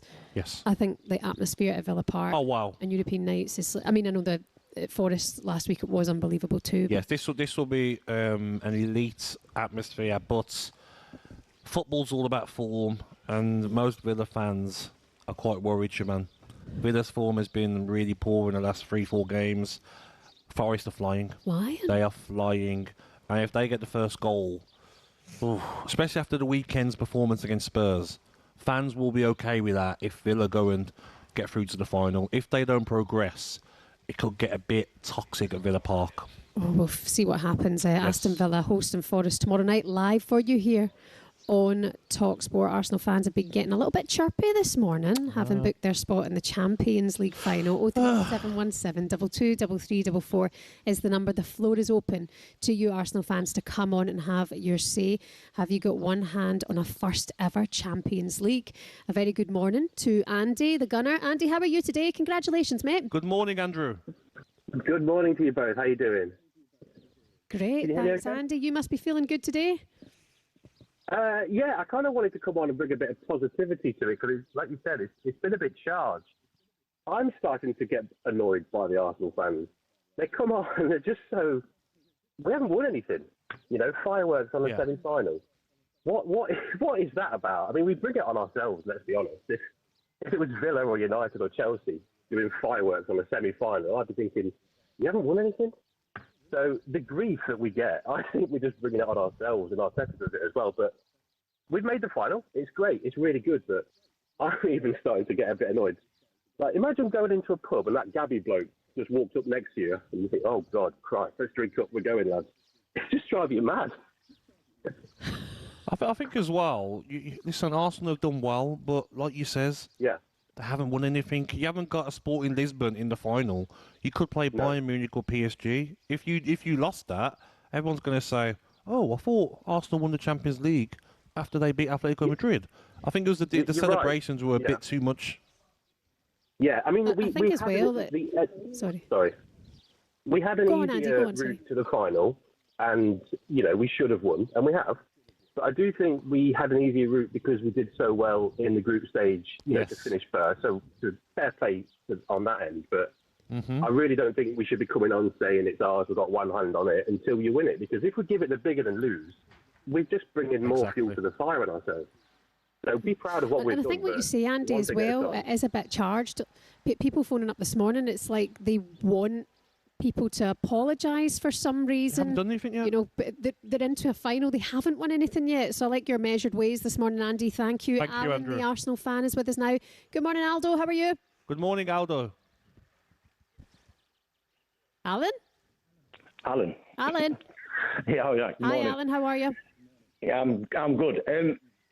Again, yes, we haven't won anything yet, but yesterday was a semi-final, and Jamie Carragher said it perfect after the game. You don't get into semi-finals every week, especially Champions League ones. They are different to normal semi-finals. You play them at home in front of your home fans. So yes, they are going to celebrate, and I'm pretty certain that Agbonlahor, no clue, sitting next to you, when Aston Villa beat Arsenal in the league, he celebrated the next day, nearly all day on the radio. They didn't win anything. They were going to win the league. They beat Arsenal. What did they win? We didn't have fireworks after the game. The difference is... We didn't have a concert. You haven't had fireworks at any of your games because you've never challenged for proper honours. You played a mediocre player in a mid-table team. So I'd rather listen to people like Michael Owen. That's not nice, Alan. Jamie Carragher. Come on, you're better than that. Wow. But you're better than that, Alan. So I know I'm better than that. So you go on that the Premier League is the best. That's a low blow, mate. The best league in the world, right? That's what everyone goes on about. Yeah. Michael Owen just said it. Arsenal finishing second for 4 seasons, even if they finish second this season, that in itself, if it is the best team, the best league in the world, that in itself is success. To come second in the best league in the world 4 years in a row is still success. Would you want a trophy for that? After the mess your manager left us in. Would you want a trophy for that, though? No, I wouldn't want a trophy for that. We're not asking for trophies. Oh. You go on about the Arsenal fans are the worst in the world because we want our team to win. You ridicule Martin Keown because he supports Arsenal and he supports Arsenal too much and he's pro-Arsenal all the time. Yeah. He is biased. He has a reason for that because he's an ex-Arsenal player. You are anti-Arsenal, and pretty much everyone else on the channel is anti-Arsenal for no reason whatsoever. No, come on. No, that's not Alan, fair, Alan. This is the point, Alan. This is what we're talking about with Arsenal fans, Alan.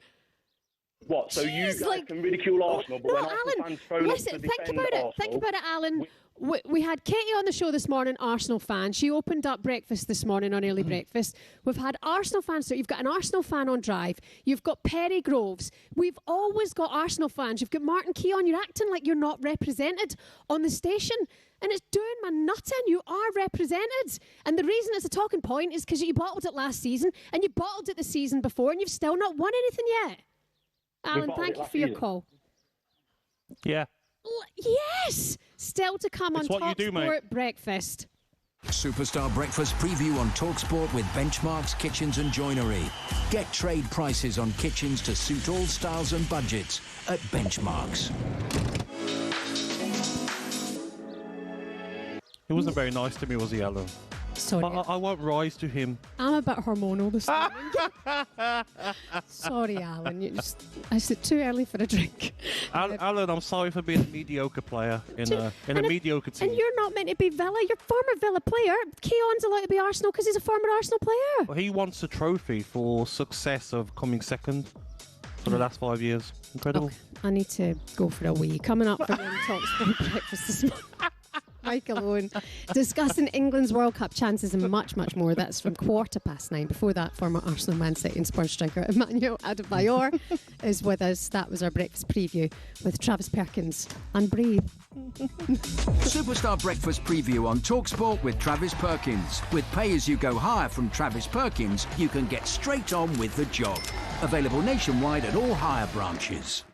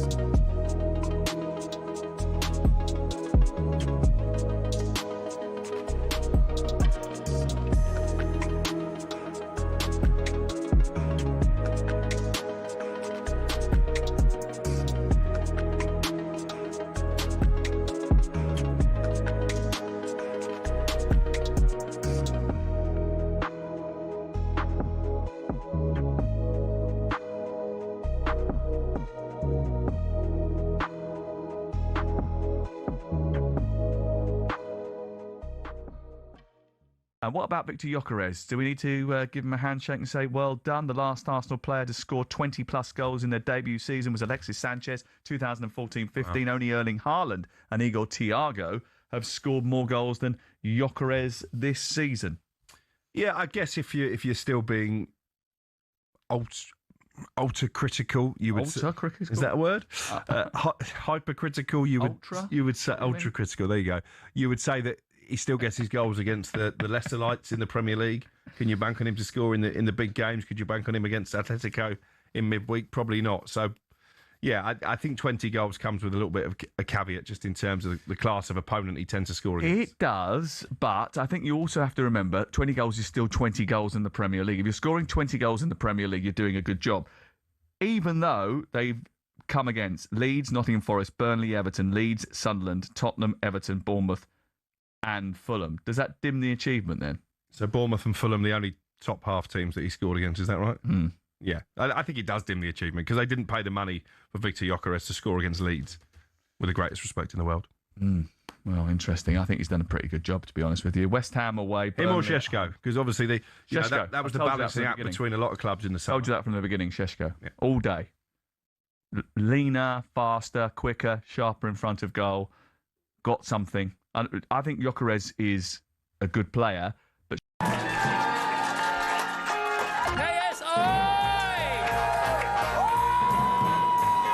Kush Jumbo and Peter Capaldi! It just so happens that it's all you're amazing. Right. Paul White! Sir Lenny Henry! I was face down and the dog sniffed my crotch. It was very, very embarrassing. Staying out for the summer.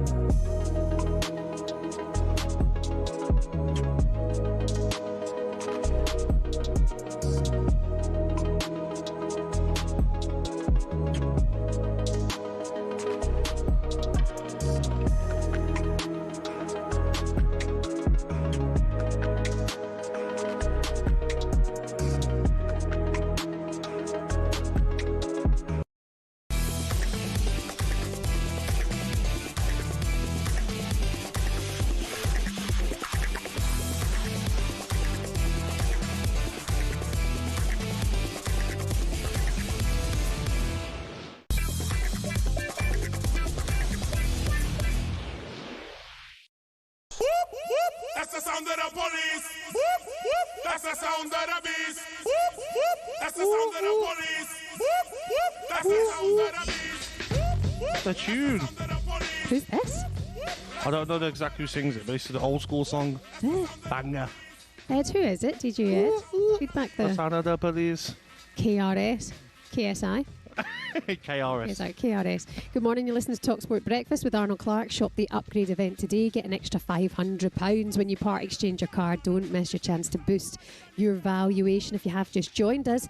Good morning to you. We're live from Michael Owen's Manor House Stables today, ahead of the Chester May Festival, all getting underway later on today. It's Trials Day, so Michael Owen is back with us at 9:15 here on Breakfast. Arsenal through to the final. We've heard from a number of fans this morning, but a lot of love going to Viktor Gyökeres. Bukayo Saka signed for the club when he was 8. He scores the goal to take them to the Champions League final. And Declan Rice, I mean, has he ever had a bad game in an Arsenal shirt? Declan Rice, listen, I said it the other day, stop comparing players. He will never be a Steven Gerrard. He will never be a Frank Lampard. He'll be a Declan Rice. Total different players. What he offers that Arsenal team, he's everywhere. And I agree, I've never seen him have a bad game. Wouldn't surprise me if he's the goal scorer that scores against West Ham on the weekend and maybe sends West Ham down. I think he's a fantastic player. And he's been big to what Arsenal have done so far this season. Happy for Lewis Skelly as well. He's found it tough this season. He's not had the minutes they would have wanted. Frustrated with Calafiori and Hincapié playing before him. But got his chance against Fulham, took it. And now I'm sure he'll stay in that starting lineup. And he's got a big headache now, Mikel Arteta. Gyökeres. Listen, Gyökeres, he scored goals this season. You know, he's in the 20s for scoring goals this season. But I just feel people get carried away now with strikers. I watched Gyökeres last night. You watch him against Fulham, and he's getting a massive pat on the back for running the channels, holding the ball up, scoring goals in the 6-yard box you're meant to score. That's what I played striker. That's what you do. That's the basics. I never got a pat on the back for running the channels, holding it up, giving it to Ashley Young, getting back in the box. So I think we do go over the top with how good Gyökeres has done. He will never be an elite striker. Is he a good striker? Yes, he is, like Michael Owen says. But he's never going to be a Haaland. He's never going to be a Kane. So I feel like we have to stop applauding players for doing their jobs. Would you say he's just mediocre then? No, I'm mediocre. Don't take my name away from me. As Alan says, that's my name. Mediocre team, mediocre player. No, I think he's definitely a good striker, but I do think he's definitely limited. But just last night, he ran the channel great for the Saka goal. That's what you're paid to do. It's your job. It's your job. He hasn't got past 3 players with step overs like Arteta and Mbappe and scored a goal. He's ran the channels and he's crossed it to the back post. But credit to him. You know, that last night was a huge game. He set up the goal, and you know that's what he's been paid handsomely to do. Yeah, big transfer fee. Done it at Sporting Lisbon. Okay. Doing his job, as Roy Keane would say. Bukayo Saka as well. Yes. I think if Arsenal win the league, it will be because he's back and available in the team. I think he's just such a creative player, and he adds so much, and he's got that confidence about him as well. And I think it's kind of written in the stars that it was him to score that goal to take them through to the final. Yes, and listen, he's not been at his best this season. You know, when you compare Lamine Yamal, Elise, they're on a different level to Saka. But what I like about Saka, he seems to have this Achilles problem. I know players that have had it, to have injections to get through games. And you can tell he's probably not 100% fit. But he's probably thinking to himself, I can't wait until the end of the season when the pain goes away. So he's probably paying through the pain threshold for Arsenal. And you can see last night, even though the tie's not over, there's 1 goal in it, he gets taken off. Maybe after the injection wears off or whatever it is that's going on with his Achilles injury. But he's a fantastic player and he's a lot better than the options that they've got because Madueke's been poor. Decent start to his Arsenal career, but if you're looking at Saka and Madueke, there's no competition. Just as well, 5 players from the area in that squad as well. So that brings happiness to the fans. For people who heard Sophie Nicolai speaking about this, that her dad had dress shops, and you know she has been in that area, born and bred. And when you look at having Rice and Noni and Eze and Saka and Ben White, who all understand completely what the club is about as well, and how significant this is to be in the first final in 20 years. I think it's especially for the players that come through the academy. Yeah. The homegrown players, because football's changed now. How many clubs now? Your Aston Villas selling homegrown players, Chelsea doing it, because it's pure profit when you sell a homegrown player. Yeah. All the clubs are doing it. The rules are stupid. Because when I played, I was a homegrown player. Might be mediocre, according to Alan, but I was homegrown, got that connection with the fans. And Arsenal fans will love the fact that Saka come through the academy, Lewis Skelly come through the academy. They know how much it means to Arsenal. So, yeah, fantastic for them. There's a Nottingham Forest fan on the line this morning. Oh, no. Who wants to speak about his team and about Arsenal. It's Chris. Chris, good morning. How are you today? Good morning, Chris. Good morning. How are you both? Great, thanks, Chris. You okay? Yeah, good, thank you. Good, thank you. Just like to agree with Gabby about the whole Arsenal fireworks last night after the match. Forest did it last week, and it's a bit embarrassing, really. We've not even won anything yet, and they're setting off fireworks. But you know, I suppose that's a modern game, isn't it? Modern people. Also, I'm a Forest fan. My dad was a Villa fan. He came over in the 60s, supported Villa. So, like Gabby, Forest don't win it. I'd like to see Villa go and smash it. Yeah. How are you feeling for this game, Chris? Because not just myself, any Villa fans I speak to, we are so nervous, mate, because I know if Forest get the first goal, it's going to be very hard for Villa to get back into this tie. And it means so much for both sets of fans. How are you feeling as a Forest fan? I'm more confident than a few weeks ago, obviously, because we've improved and Villa's form is dipped. But Villa at home are a tough proposition, don't matter what form they're in. Villa Park is one of the It's one of the best grounds in England. You know, you can take your Arsenal's and your Tottenham stadiums, but Villa Park is one of the best grounds in England in terms of atmosphere, originality, history as well. So whilst I'm glad we've got a 1-goal lead, and I think we will score, it's going to be a hell of a game and a hell of an atmosphere. If we bring our A game, if our top players perform, I think we can do it. But like I said, we've done terrible at Villa over the years. It's going to be some atmosphere, Chris. Honestly, mate, like I was at the PSG game last season, the second leg, and that was incredible. I think this is going to top that. Yeah, Chris, get yourself some sparklers for the end, for if you get to a final and celebrate in style. I might get some fireworks. Get some for the garden. No, yeah, if we win, I might set some fireworks off. Do an Instagram live and set fireworks off. Gabby Agbonlahor, no clue. I like it, actually. I actually like it. Why is it Agbonlahor, no clue? Agbonlahor, no clue. Agbonlahor. You can't even spell your own name. Don't forget, talkSPORT is your place to be to hear live commentary of that huge semi-final second leg tonight. Who will Arsenal face in the final between Bayern Munich and PSG? Former England captain Stuart Pearce, the legend himself, will be alongside Jim Proudfoot as we'll find out who they will face on the 30th of May. That's live on talkSPORT. Build up from 7, kick off at 8 o'clock tonight. Coming up, Emmanuel Adebayor joins us next, and Michael Owen will be back with us at 9:15 because we are live from Michael Owen's Manor House horse stables in beautiful Cheshire this morning, all with our good friends at Coral. Good morning.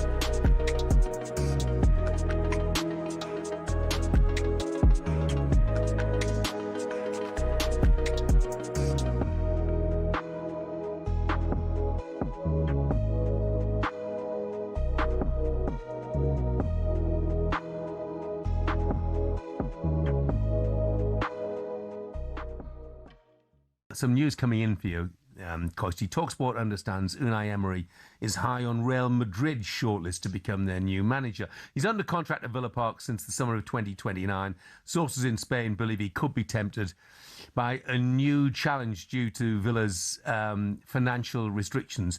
You know what? I was just looking back through the internet on this, and he was linked with the Real Madrid job in March, and he was linked with it again in April. So it's no surprise, really, he's been linked with it again in May. I mean, look, it wouldn't be the biggest shock in the world, would it? No, not at all. I mean, I'll be honest with you, don't want him to go. Love him, like everything about him. I think the Villa fans would be sorely, they'd be bordering on devastation at Villa Park if they lost him. But you know, Sam, the naughty part of me would love to see him handle Mbappe and Vinicius Jr. and those boys. Do you know what I mean? I think that would be really, really interesting. And there's no surprise because he is top class. Listen, he was disappointed with the level of performance his team put in yesterday. But why would he not come into their thinking to be their next manager? Because he certainly has proven it at just about every level. Arsenal aside, he has been absolutely fantastic. But Jeff, I want him to stay. I mean, I just wonder whether that experience at Arsenal will make him feel, rightly or wrongly, that he still has something to prove within the game. And that Real Madrid is, in many respects, the ultimate challenge, isn't it? Because so many have tried. Aguero, Solskjaer, Deeney, Watkins. Sure, you know all about those last-minute goals, but have you heard the one about the on-loan goalkeeper who saved his temporary employers from disappearing out the Football League and into almost certain financial oblivion?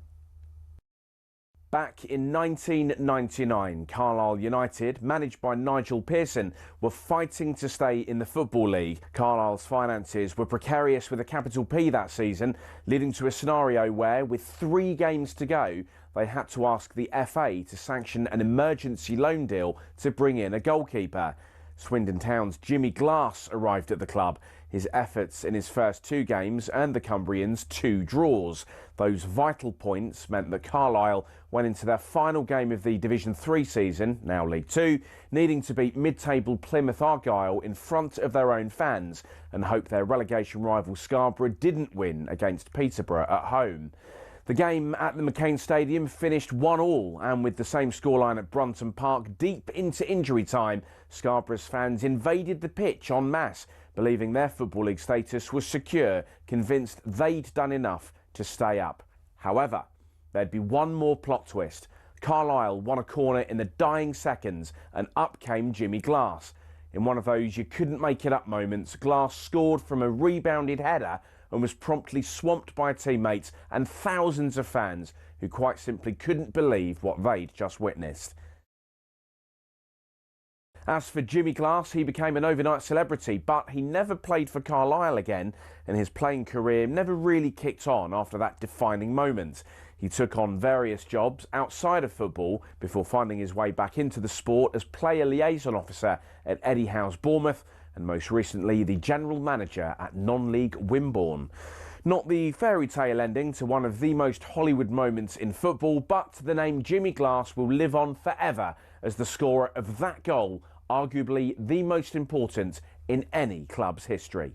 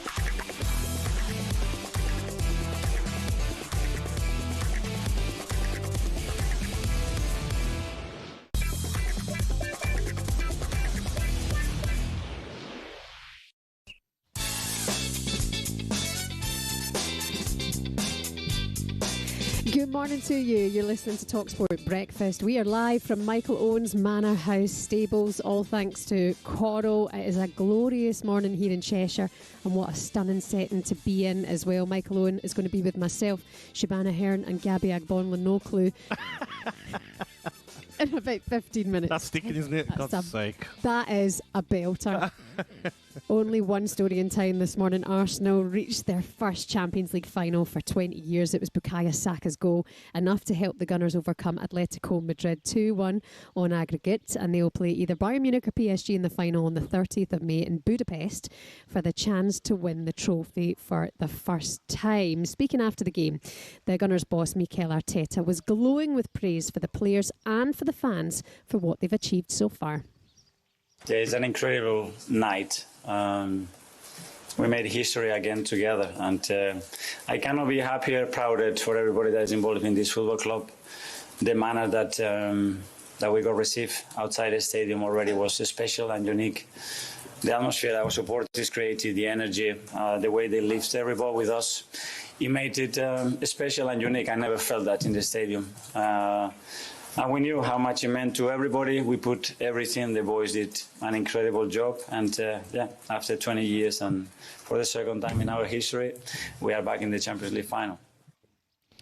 And you can't take that away from him. Fair play to Mikel Arteta. Just a reminder, when Arteta came to the club, they were 10th in the Premier League at 7 points adrift of the top 4. They finished 8th, below Wolves and 2 points above Sheffield and Burnley. Then playing Europa League football, losing to Eintracht Frankfurt in the group. Knocked out by Olympiacos in the round of 32 at Wolves, and Rangers got further than them as well. So you've got to give it to Mikel Arteta in terms of progress year on year. Of course, and spending multi-millions year on year. Have you got a genuine bone in your body this morning? No, I'm being serious though. Like the way you say it, as if like, oh, you know, they struggle when you come in, and he's done a fantastic job. He's had a lot of money to spend, over £1 billion. It's just facts. Yeah. So for that sort of investment, I'm sure the owners looking at it and saying, come on, this year we need to win the Champions League or Premier League. That's fair to say that. They should be winning the big trophies. Yeah. What about the kind of midfield three, the English guys who are in there? Are you giving them credit for that? Because if they go to a Champions League final and they win it and then go off with England and, you know, they're becoming serial winners maybe? 100%. Like, Eze's been brought in. He's been very good. He can obviously get to another level. Miles Lewis-Skelly, I rate highly as well. Declan Rice, I rate highly. And Saka as well. I want them to do well. Madueke, I want all the English players to do well because it's going to help us at the World Cup, because I think every single one of them gets called up. Maybe not Lewis-Skelly, because we've got O'Reilly and we've got Lewis Hall, so maybe Lewis-Skelly might miss out. But what if he wins the Champions League? And the league? Yeah, I'm not sure. I'm not sure he's had enough game time. What's it been with him? It's been unlucky. The problem is that Calafiori has been brilliant this season when he's been fit. Arteta likes a defensive fullback, so he's played Hincapié, who is naturally a centre-half. He's played there. He's done very well as well. So it's been competition for places, and when they're performing week in, week out, you can't change it. He's got to go against Fulham, centre midfield. Done well. Zubamendi's played the most games for Arsenal this season. And now Zubamendi's probably lost his place until Lewis-Skelly doesn't have a great game. We'll find out who they're playing in the final on the 30th of May, but tonight live on talkSPORT, Bayern PSG. We're looking forward to that because last week was an absolutely unbelievable game. We'll see what happens tonight. Arsenal fans, the phone lines are open for you today, 03717 223344. I'd like to apologise for my meltdown at Alan, by the way. It was probably a bit much. No, I think it was fair. Well, a lot of messages saying that Shebahn was fantastic. I don't like it when people come for you like that, though. It's just too aggressive. I know. You're clearly having the crack. Yeah, no, as well, though. It's sometimes when fans speak like that, you know, they don't mean it. I'm going to be forgiving. I forgive you, Alan. I'm sorry, Alan. I hope you forgive me. Please call back tomorrow and, you know, we can talk about it. I am happy, though, that you introduced us to Agbonlahor. That will stick, Alan, so thanks for that. A tenner. He sounds like that Welsh fan. Remember that Welsh fan that we had? I didn't like you either. Agbonlahor. No clue. Awful player. awful bloke. We could probably set up a whole show dedicated to people who have got a problem with you, Gabs. Yes. I'm running out of places I can go, to be honest, in the country. Listen, I'm fine here in Cheshire. Yeah, and you're fine here on talkSPORT Breakfast. Join us now, a proper Premier League icon. Emmanuel Adebayor becomes the only second player ever to score for both teams in the North London derby. Oh, what a goal! Emmanuel Adebayor with a turn and shot volley. Adebayor is free inside the box and he shoots and rifles the ball in on the volley. Emmanuel Adebayor in the penalty area for Adebayor with a header! Adebayor and the double! Just brilliant. From Monaco to Arsenal, then to Man City, Spurs and Palace. He really is an icon of the Premier League era. He also went and played alongside some Galacticos at Real Madrid, and who can forget his celebration for Man City when he scored against his former club, Arsenal. What a player he was, by the way. Oh, God. Well, you can tell him yourself, because Emmanuel Adebayor is with us this morning. Good morning, sir. How are you? Good morning, Emmanuel. Good morning, Agbonlahor. Good morning, everyone. I'm good. Just back home. From a long journey. I went to Turkey, so I came back yesterday. Everything is good. My family, everyone is happy. So, yeah, I'm good, in a good shape. That's the main thing. Good. Great. You look well. You look cool. Is anything to do with the specs on? Were you out last night? But listen, you know, last night was a little bit crazy. Obviously, watching Champions League in between Arsenal and Atletico Madrid with family, with friends in the garden. It was quite fun to watch, and happy for them to be in the final. You can't watch football in the garden in England, Emmanuel. Just rains. I know. Rains. That's why I quickly moved back home, because home I can do anything. I don't blame outside. you. I'm a guy that always stay outside.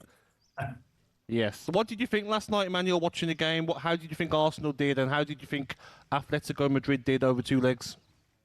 Listen, I think Arsenal did quite well. Obviously, we all knew that Atletico Madrid are a good team. Obviously, a good team away from home. They play quite good football with some good players. They have like Ademola Lookman on the side and Griezmann, who can keep the ball quite well. But unfortunately, it didn't work for them yesterday, and I think Arsenal managed the game quite well. They didn't play that well, but at the end of the day, what is important is to go through to the final, and that's what they have done. They were brilliant at the back. They were solid at the back. They play with communication a lot. You can see a lot of them talking to each other yesterday during the game. So you can just tell that this team wanted to be in the final, but now obviously against either Paris Saint-Germain or Bayern Munich is going to be a whole different ball game together. What do you think of Gyökeres as a striker, Emmanuel? Because last night he done better. This season he's got over 20 goals in all competitions. How highly do you rate him? Listen, I think he's a good player playing for Arsenal. North. He's a good striker up front, big lad, and can control the ball quite well. The first time I saw him play live was the North London derby in between Arsenal. It was Tottenham Arsenal, and I was at White Hart Lane. I watched him play, and obviously I kind of like the way he played, because he's strong and he's always ready to fight.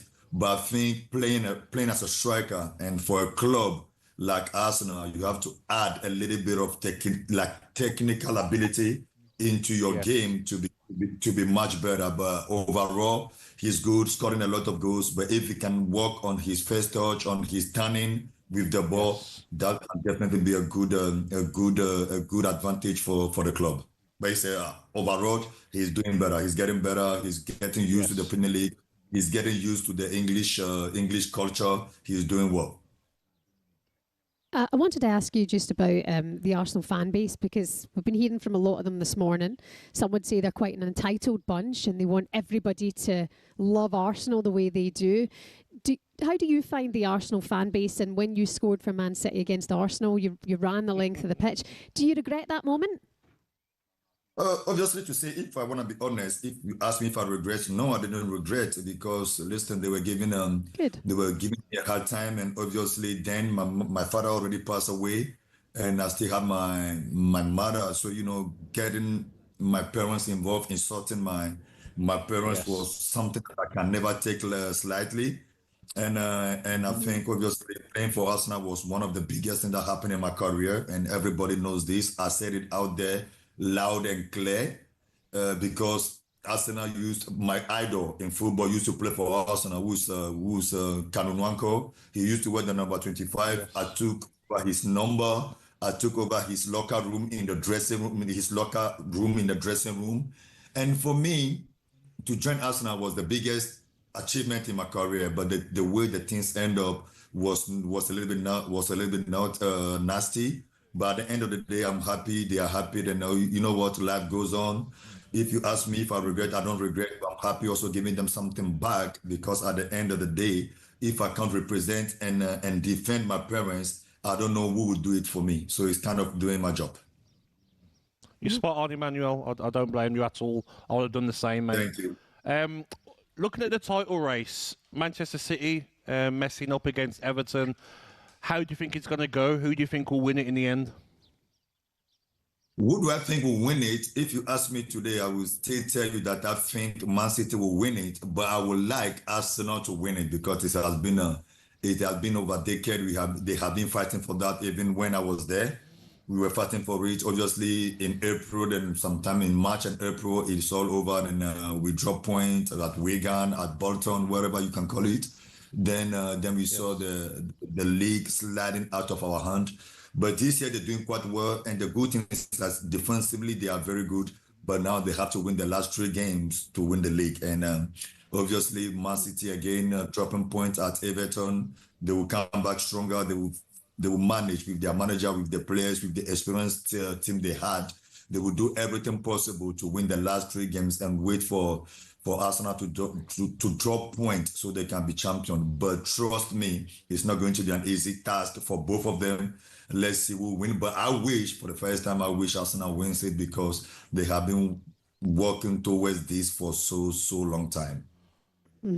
Emmanuel, I don't know if you watched the game last week between PSG and Bayern Munich, but any striker, ex-striker I've spoken to said they wish they played for both of those teams. That was a game for football, wasn't it? You know what? To be honest with you, I would say it's one of the best games I ever witnessed with my eyes on TV. Yes. And obviously watching it on the big screen in the garden with friends and, like friends are chatting about football. I have a lot of footballers, old national team players with me. And it was entertaining from Bayern players to PSG players. It's just incredible to watch, and they got some great talent. And obviously, if you ask me today to choose a team to play for, it's definitely going to be either Bayern or Paris Saint-Germain because of the way they played, because of the quality of the players, because of the mentality of the players. I'm just so happy for Vinny Kompany, a coach that used to be a player that I have a big chance to play with for 3.5 years. A great mentality, great man, great leader, and him doing quite well today with one of the best teams in the world of football is just incredible, and all my credit go out to Vinny Kompany. Isn't it funny? Life comes at you fast in football. You're relegated with Burnley, and then you're in a Champions League final with Bayern.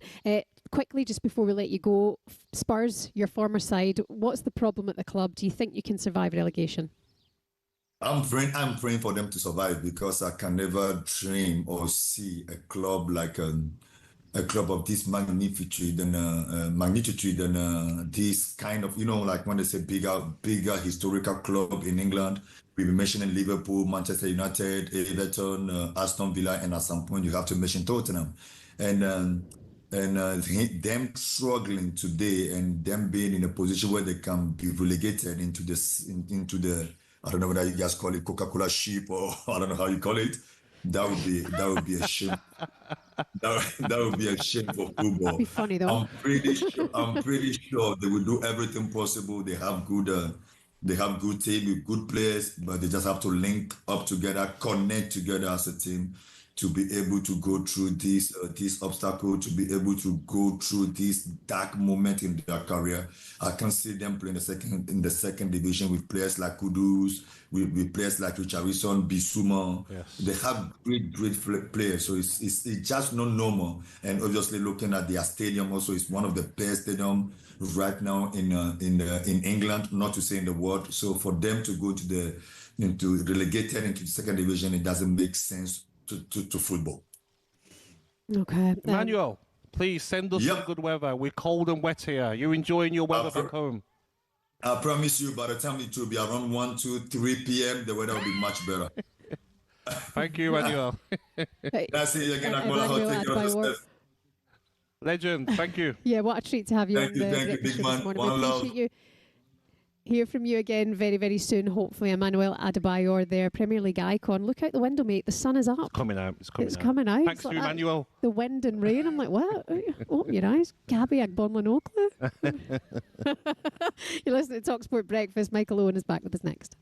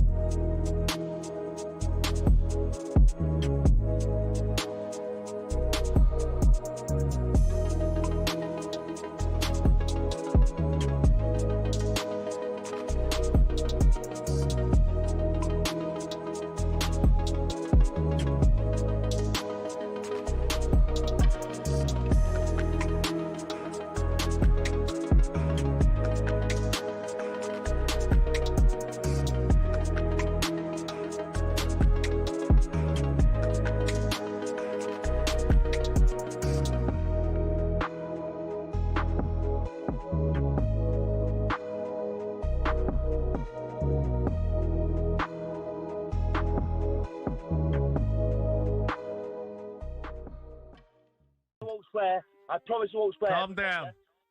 Right, listen, we need to get them. It's not right. It's not fair. We're getting out off here. I just wanted to speak to you.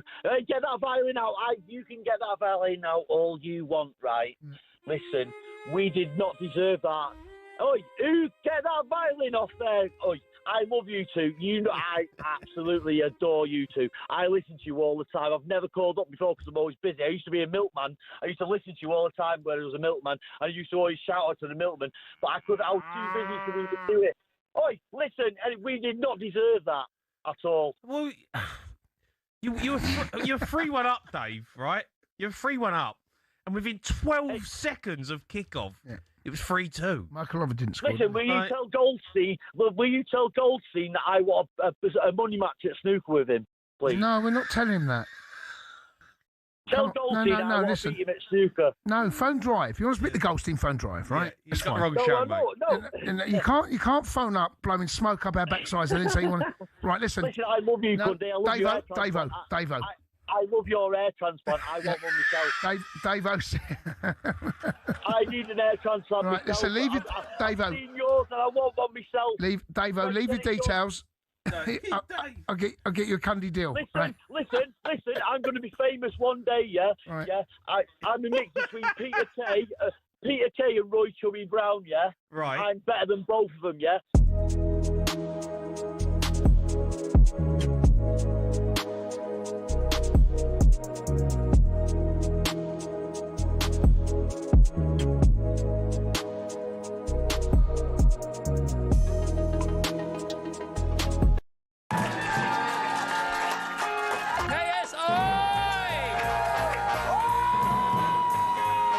Jumbo and Peter Capaldi! It just so happens that it's all you're amazing. Right.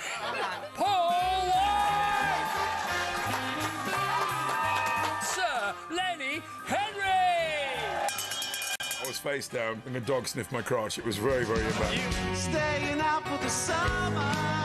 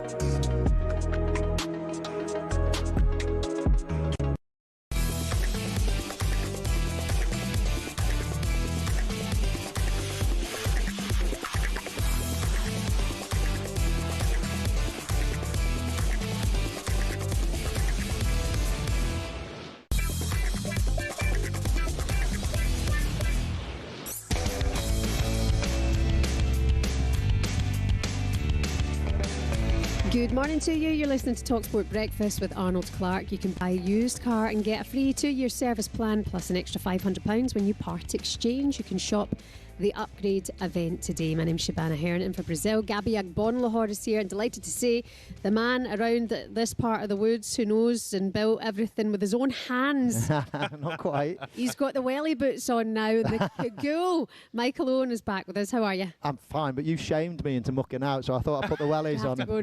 No, I've just been on the side of the gallop watching the horses, and then I realised, oh no, I've got to be back on. And I've just sprinted all the way back. Well, I tried to sprint. I can't sprint anymore. I was going to say, if you still got it, have you lost a yard? I'm knackered. He's still quick. The horses are a lot faster than me, I can assure you. Gee whiz. We were trying to work out this morning who was quicker out of you two. Michael's definitely quicker. Oh, top speed, it would have been him. No way. This is interesting. No way. Why are you being so modest about But what I said earlier is that if I was, I'd probably run it out of play, but you'd go and put it in the corners. Side foot finish into the corners. I often, get asked about who's the quickest, him or whatever. And I often say, football speed, 10 metres, 20 metres, change direction, whatever, then that's where I came into my own. If you did a 100-metre race, you wouldn't even be speaking of me of being fast. Honestly, my top speed would be, the Henrys, the Gabby's, there's loads of players, Bales, that would have been quicker than me top speed. But in terms of sprinting onto a ball over 20 metres, that's where I was as quick then. Yes, fair enough. You guys are very respectful of each other. I was faster than you. We want to speak about you winning the Ballon d'Or, because it's, I mean, since you did it, Michael, no other Englishman has done it. I feel in a way you're kind of underrated still with that. Thank you. No, I know, and before me, you know, there's only been 4 English players that have won it. Two are still with us. Obviously, Kevin Keegan and myself, and Sir Stanley Matthews, Sir Bobby Charlton are the other 2. So it is quite a rarity, and hopefully we might have a contender this season. If Harry Kane and Bayern Munich go and win the Champions League and England have a decent World Cup, then who knows? What did it mean to you when you won that? Because you're the best player in the world. It means more now than it did then. Yeah. Okay. When you're a player, I'd like to think you back me up. When you do something good, when you win something, it's only good for 3 or 4 days. You've then got another game, and someone else is testing you about this or challenging you about this, or can you win a league? Can you win this? Can you win the Ballon d'Or again? Can you win the Golden Boot? It's just a hamster wheel. You constantly got something else to do or something else. Now I can sit at home all I like and watch that little golden thing spinning around, and I can do that for hours on end if I choose to. I can take it in. I can appreciate it. I can say, as you say, Gabby, when I was growing up, it was, I wouldn't say it to everyone. I'd say to my dad, I'm going to be the best player in the world one day. That was, and so to have been voted it, of course, it is a dream. But when it happens, it's just great for a few minutes. It's as I say, it's great now. It's much better now. I think as well, when you look back now and you say, like, look at the players that haven't won one. Look how good Thierry Henry was. Well, exactly, yeah. And he didn't win one, so he must, like you say, that when you retire, you must think, wow. And especially nowadays, because obviously we've had the generation of Messi and Ronaldo that have basically dominated it for years and years and years. So it's even rarer for somebody to win it over the last sort of 20 years. There's hardly anybody that have got it. So that's almost give it even more of a prestige and credibility in many ways. Say Harry Kane does win it. I mean, we know he's a brilliant player. His numbers been exceptional this season and last. But looking at England at a World Cup, is there a deeper problem there? Say Harry Kane, touch wood, isn't available. The guys behind him, are they as good? Well, I think every team will always have players that you just simply cannot replace. The game is littered with it. And Harry Kane is one of the best handful of strikers in world football. His finishing is absolutely immense. So, it'd be unfair to everyone else to say, if Harry Kane gets injured, then what? It's a massive drop-off. Well, of course, because he's like absolutely elite, and that's why we need him fit. But there are other options, absolutely.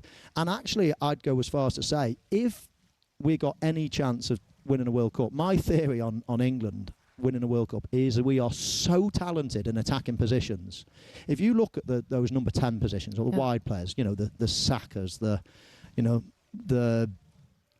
Rodgers, Rodgers, exactly. You've got so many of them, even Bowen, and you could name Rashfords and Gordons. Yes. And we've literally got about 8, 9, 10 that you could just argue who.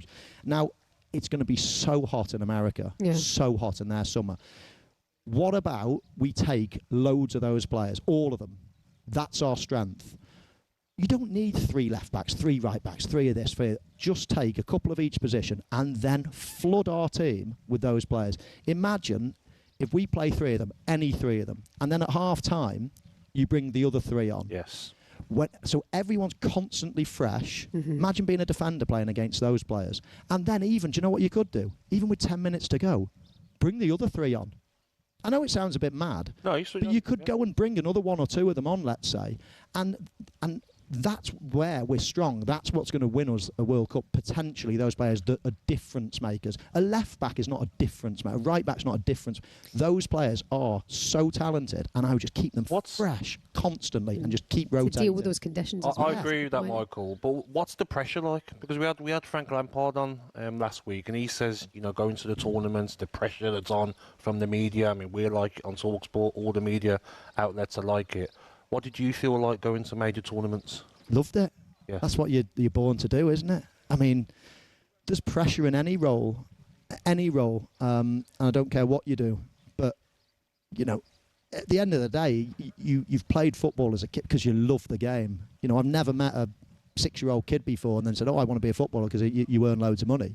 We all do it because we love the game. Yeah. We love playing it. It's fun. Scoring a goal is the best feeling in the world. That's at the heart of it. So no matter what, the higher level you play, it's only you just become more capable, and you don't think you just want to get out there and play and show the world how good you are and try to go and win something. I mean, listen, you're a pilot, you know, there's 600 people that are relying on you to find, you know, if you're a brain surgeon, do you think they go into work every single day, they're about to save 4 or 5 people's lives? Do you think they're thinking, this is my job, this is what we do, we focus on it, and that's it. So I never felt pressure, really.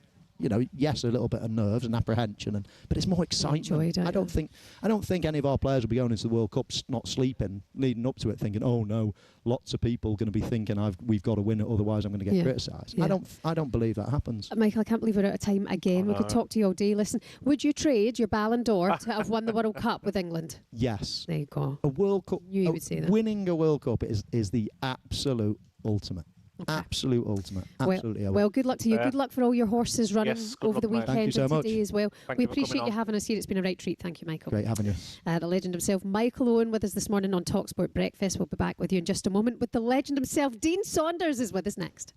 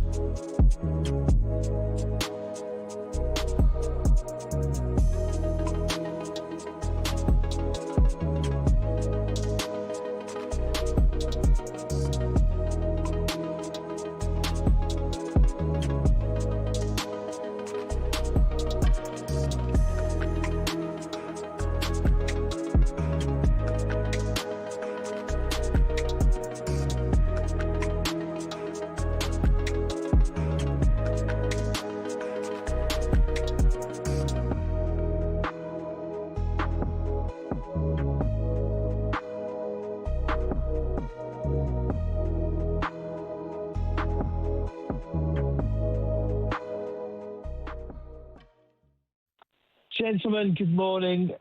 Calling all the way from Sydney, Australia. Good morning. Lovely to speak to the supply teacher today, as the headmaster and Principal White and Jordan not working today. You know, Alex, you might remember me. I rang up just before the Europa Cup final last year, and you were going on about victory parades and buses and things like that. And we still managed to beat you in an awful game, but we had no Kulusevski, Bergvall and Maddison. And I did hear Adam Nathan, who you quoted, who is the purveyor of the finest gin and tonics in North London, said that you were kind of veritably choking in the quinoa bowl during the Brentford-West Ham proceedings. He definitely doesn't eat quinoa. Well, you know, I'm being ironic. But the reality is, this is the first month that I've gone to work in Sydney with a veritable spring in my step for quite a while. Full credit to De Zerbi. You know, we've got a light at the end of the tunnel. I mean, I did speak to Simon and Jim 3 or 4 weeks ago, and I said that we were down, and I you know, we're not there yet. We've got a long way to go, but De Zerbi, in a short period of time, he's been clever. He hasn't imposed De Zerbi ball on them. He's gone about with the vibes, as the kids would say, boosting the morale. And, you know, Tudor, much for lines. We got them running and fitter again, and he gave them a base for De Zerbi to play. Over the last few years, Formula One has gone from elitist and insular to a global entertainment brand. The transformation's down to American investment group Liberty Media, who cultivated a new image for the sport since buying it in 2016. Better access to drivers, improved content on social media, and tapping into the US market have given F1 a massive boost in both attention and revenues. But is everyone happy? The fans certainly are, as evidenced by Drive to Survive. Almost 7 million people per season have tuned in to get all the gossip and all the drama from the paddock. The extra exposure means the drivers can demand a higher salary too. In 2010, the top drivers were earning $20 million a year, which isn't bad. But now, The very best earned 3 times that, with Max Verstappen getting a whopping 65 million in 2025. But money doesn't always buy happiness. Some drivers, including Verstappen, don't like the pageantry the changes have brought about. In Las Vegas in 2023, Verstappen said the drivers were made to look like clowns, and the event was 99% performance and 1% race. Some purists who still watch the sport feel the same, and that the spirit of competition has suffered. But Formula One and Liberty Media don't look like slowing down anytime soon. So expect more races, major events and exclusive access in future.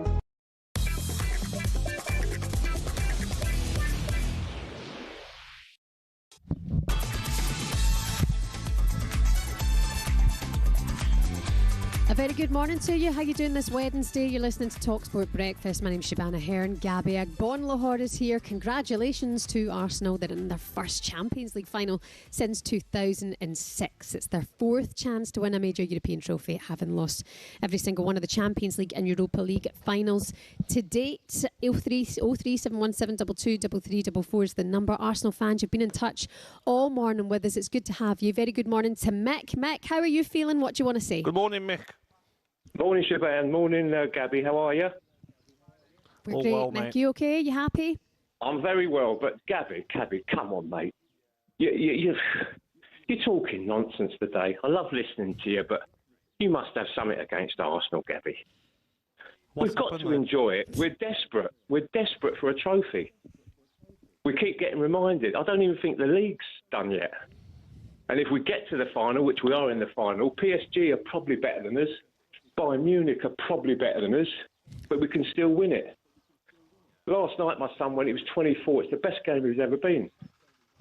The fireworks, what are we meant to do? Sit on our hands and walk down the Holloway Road? I think it's a bit much, the fireworks. I think that's a bit much. We enjoyed it, Gabby. We're desperate to win it. It was a great atmosphere. We get carried away and we're in the final. We've got no divine right to win it. We might get beat. We might win it. We might get touched off the league. We've been under pressure 3-4 weeks ago. We've had our wobble, but we sort of got back in it. And that's what football's all about, Gabby. It's passion, surely. Some of us go over the top. Yeah, and belief. Some of us go over the top. Belief as well, Mick. Like, you've got to believe you're in the final to win it. That's lovely to hear. And do you know what? It's nice to hear a fan just phone up. Oh, he's still going for it. We might as well just all sit on our hands. Sorry to interrupt, Shebahn. Get on the tube, Holloway Road, and say nothing. Would that be what Gabby wants? Perfect. You got me there. We can do that, Mick. Can you do that in the final, Mick? Oh, Mick, brilliant. Thank you so much. Well done, mate. And yeah, I mean, exactly. You've got to enjoy Yes, these I moments. know. They don't come up often. I'm just in football. jealous, that's all. You are jealous. I'm a You're a jealous, salty little mediocre guy. man. Mick, thank you for your call this morning. It's time now to get the latest odds with Coro and another gloating Arsenal fan, Simon Clare. They're everywhere. The Coral Daily Download on talkSPORT with Coral. We're here for the fans this season. 18 plus, gambleaware.org. Take a look at my girlfriend. She's the only one I got. How's our gal, Amy? Oh, yes, Amy's been outed. Amy was outed at Cheltenham, wasn't it? We revealed the news that I've actually found a girlfriend after all these years, which was a surprise to everybody. It was a long... I know, she's still with me despite being outed on air. She was listening at the time. Actually, she was quite proud. I think at our age we should say girlfriend or partner. Do you know what? It's a very good question. And actually, I actually say I like saying she's my girlfriend because I'm 55. I know it's hard to believe for those watching, but And actually, it makes me feel young again to talk in those terms. So. Are you sugar daddy, or is there an age gap there? What's the vibe? Oh, for God's sake, why is this? What is episode 2? She's 15 years younger than me. Nothing wrong with that, mate. Nothing wrong with that, mate. No wonder you're happy every time we see you. She's keeping me young. I mean, I don't think she's listening this morning, thank God. But anyway, yes. So there we go. There's the Simon Clare Love Life aired on talkSPORT. Do you sit in the same rooms and watch programs, or like Alan likes to sit in different rooms? I'm loved up. She's great. Yeah, she's got a couple of lovely kids who are good fun, and it's actually generally it's a nice work-life balance. Put a ring on it. Put a ring on it, sir. Dave says you've changed. So he thought, oh, since Amy came around. I'll save you. Have we got any odds? Have we got any odds, Simon? Well, I mean, firstly, let's just remind people who aren't lucky enough to be watching the show on YouTube. I mean, an amazing setting here, and I've got to say, I really enjoyed the slots with Michael Owen with you, and he. I mean, he's so passionate about his place. I think Steve has said on the slot. He was one of my heroes growing up. He scored the goal against Argentina. Everyone's he scored 2 against Arsenal to beat us in an FA Cup final. But actually, whenever you try and talk football, he just loves talking about racing. He loves talking about racehorses. But actually, what he really loves talking about is the pride he takes and the fact that he's created this business. He employs 50 people, all who work hard, to contribute to the success of the stables. And yeah, it's kind of addictive, really, to be connected with it, which is why we, Coral, are delighted to sponsor the stables. Yeah. And hopefully they have a really good 3 days at Chester, because it's their biggest meeting of the year for the local team. I mean, you can tell it's his baby. It's passionate. He was saying he just stands up there and watches them all come out every morning. If he's not doing football, he is here. He's dedicated to it, and that's lovely. An incredible setting, isn't it? Yeah, and the amount of winners in this room as well. I mean, we're in what is the equivalent of like the clubhouse kind of thing. It is. Well, it's actually the owner's room. It's very interesting because the talkSPORT team very kindly come down to Jackdaw's Castle to John Joe's on the Monday of every Cheltenham. And they do the show from the owner's room at Jackdaw's Castle, which is another beautiful facility. And it was only when we came here that Michael revealed that he built this and modelled it on what he'd gone down to John Joe O'Neill's, seen their owner's room, and typical Michael thought, I'm going to have one of those, I'm going to make it bigger and better, which this is, and it's an incredible facility for the driveway down to it is amazing. Absolutely stunning, isn't it? And then, as Gabby mentioned earlier on, all the horses just popping out and making their walks around at 5:30 on a day like this. It's stunning. So good luck to Michael Owen and all the team here at the Manor House Stables today. In terms of the odds tonight, massive game. It is, I mean, as an Arsenal fan, I won't sing North London forever. I've got to say, I thought Mick was a lovely caller. Yes. That's what football's all about. Exactly. I've got an 18-year-old son who wasn't lucky enough to see the Invincibles win, or indeed, obviously, 1989. So I'm really hoping that we win one of these. Probably the Premier League, maybe the Champions League. Just so I can see my happiness in my son's eyes and think, if we never win anything again, he's had that moment. But anyway, the challenge is we're at the final and we're going to play one of these super sides, Bayern versus PSG tonight. Bayern are 4-5 to get through, PSG 10-11. So we just favour PSG to get through this tie. Very tight margins. Gun to a head, guys. Who do you think's going to come out on top and get to the final? I think for me, no Hakimi for PSG, that right-hand side. Maybe Zaire Emery will go to right-back, so they won't be as strong there. They'll miss him in midfield. I think Bayern Munich being at home tonight. Yeah. I just feel like they're going to get it done. Harry Kane, Elise, Diaz were fantastic. So if I was a betting man, I'd go for maybe even a 4-2 win. Ooh, comfortable. Shebahn, you think? I can't call this. I really can't. Simon, I've not got a clue who'll go through. I would like to see Bayern in the final. I'd like to see that for the likes of Harry Kane. I would too. And I think I'd rather, even as an Arsenal fan, I don't know why, I think it's going to be tough for us to beat either side. But I sort of fancy us a bit more against Bayern. Yeah, but one game.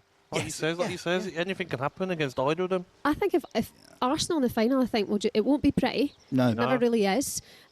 I think they could easily win in the final because they'll just make it tricky and take a chance when you can get it. And we hopefully will be Premier League champions by then, won't we? So I think that would just... I mean, there have been some shackles on Arsenal the last few weeks. I think they played particularly well the last couple of games. Yeah. But it might just mean almost like an opportunity, if they've got the title, free roll, go out and just... You could last game of the season. You could rest players for the final. Yeah. It's exciting times for Arsenal fans. I know that's painful for many people listening and... But for us Arsenal fans, we're feeling good about life at the moment. Well, Can you we might move on enjoy now? it, but you've got to enjoy it, Simon. Well, quick mention about Chester races. Go on. I mean, we've got Andy Robertson's a horse in the first, 130. Wake Geordie for Hugo Palmer. He's got to have a really good chance. He's favourite. And then in the 340, the Michael Owen team got 3 running: Tricky Tell, Ruby's Angel, and Watch a Snoop. But Franny Norton, an ex-jockey, and a very good boxer in his day, was with us yesterday, and he said he was very keen on Tricky Tell. He's the outsider of the 3. He's not drawn very well because it's a very tight track, Chester, and if you're drawn on the outside, you have to. It's a bit like an athletics. Yes. You don't get an advantage. You have to run around the outside. But Tricky Tell, named after Michael's dad, for his spoof trickiness. Might have a chance at a big price, 16-1, so he might be one to throw if he could. Well, we're looking forward to it today. You enjoy it as well, Simon. Send our love to Amy. I will, Gabby of course, and I are looking forward Look after Dean Saunders as well, please. the invitation. Yeah, I will look after Dean. That was a look at the latest odds with Coral. 18+ begambleaware.org, and Dean the Storyteller Saunders is with us next. The Coral Daily Download on talkSPORT with Coral. We're here for the fans this season. 18+ gambleaware.org.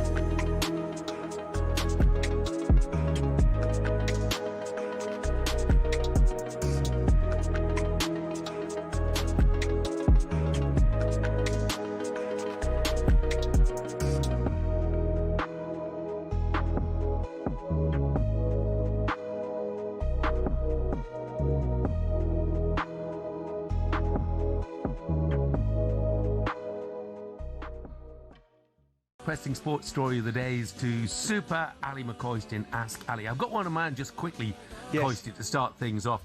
Cesc Fabregas is currently manager of Como. They are 5th in Serie A. He's been speaking today saying, of course, he wants to manage in the Premier League. Yes. Do you see Cesc Fabregas as the next manager of Chelsea? Cool. If you're Chelsea fan, you'd bite your hand off for that.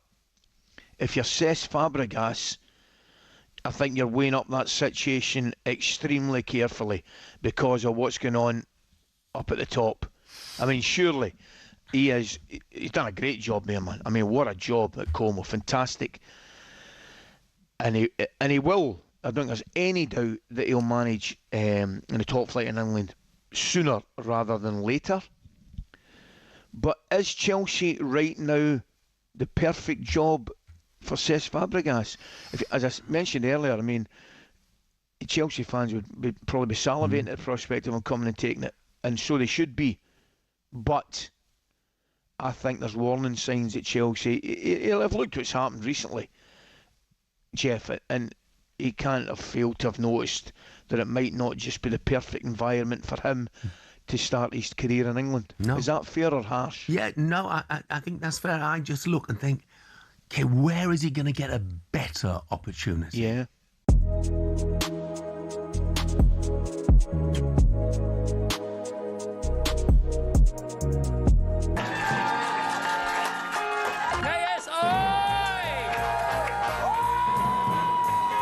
Kush Jumbo and Peter Capaldi!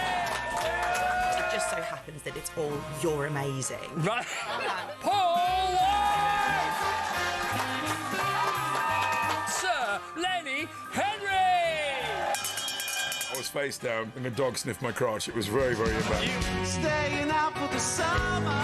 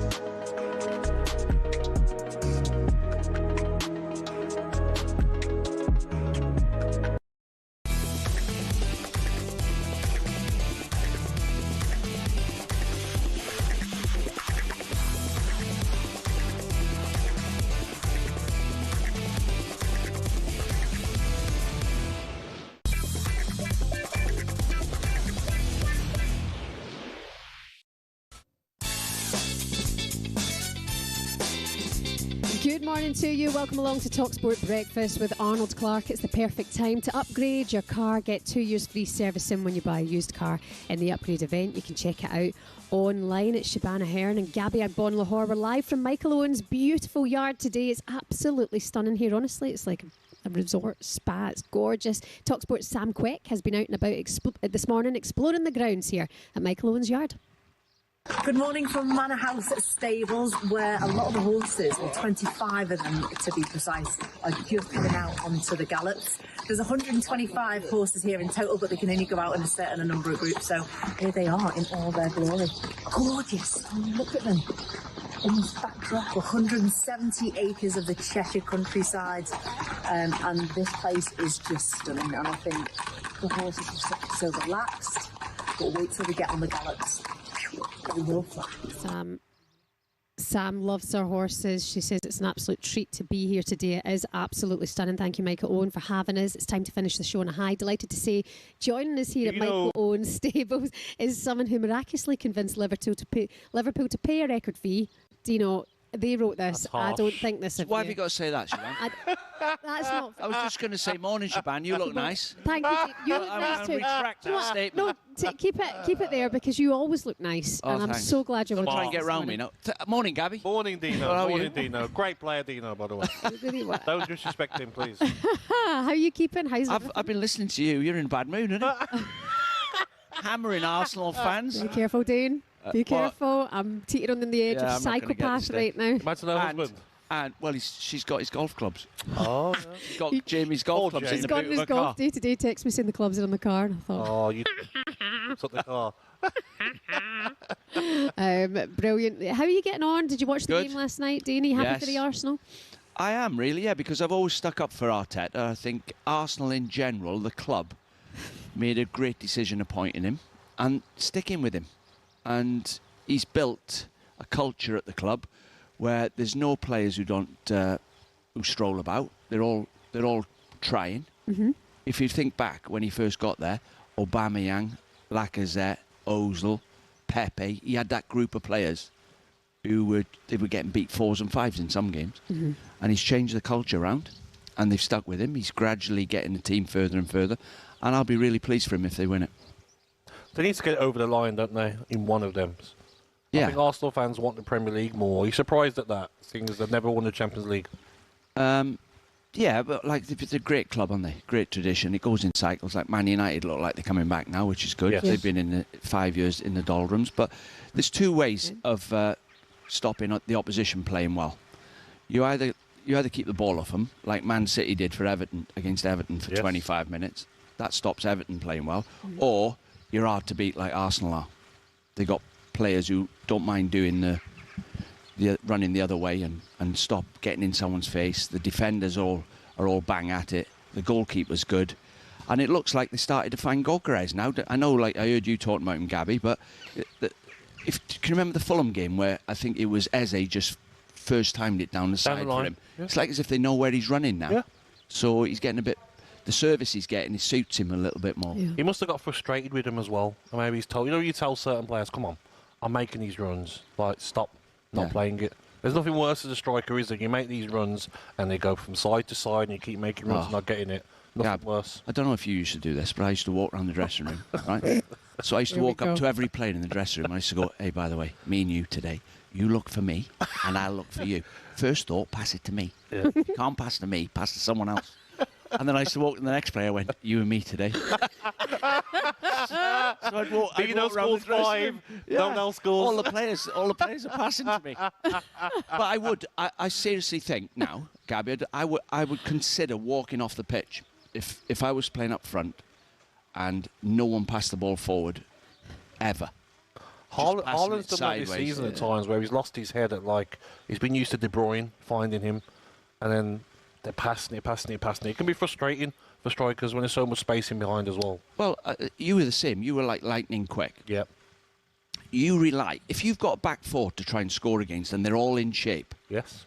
Unless they're rubbish... Yep. It's very difficult to get in behind them. Of course. But if you've got a back four that's out of shape, where the left back's miles up the pitch... You have to play it.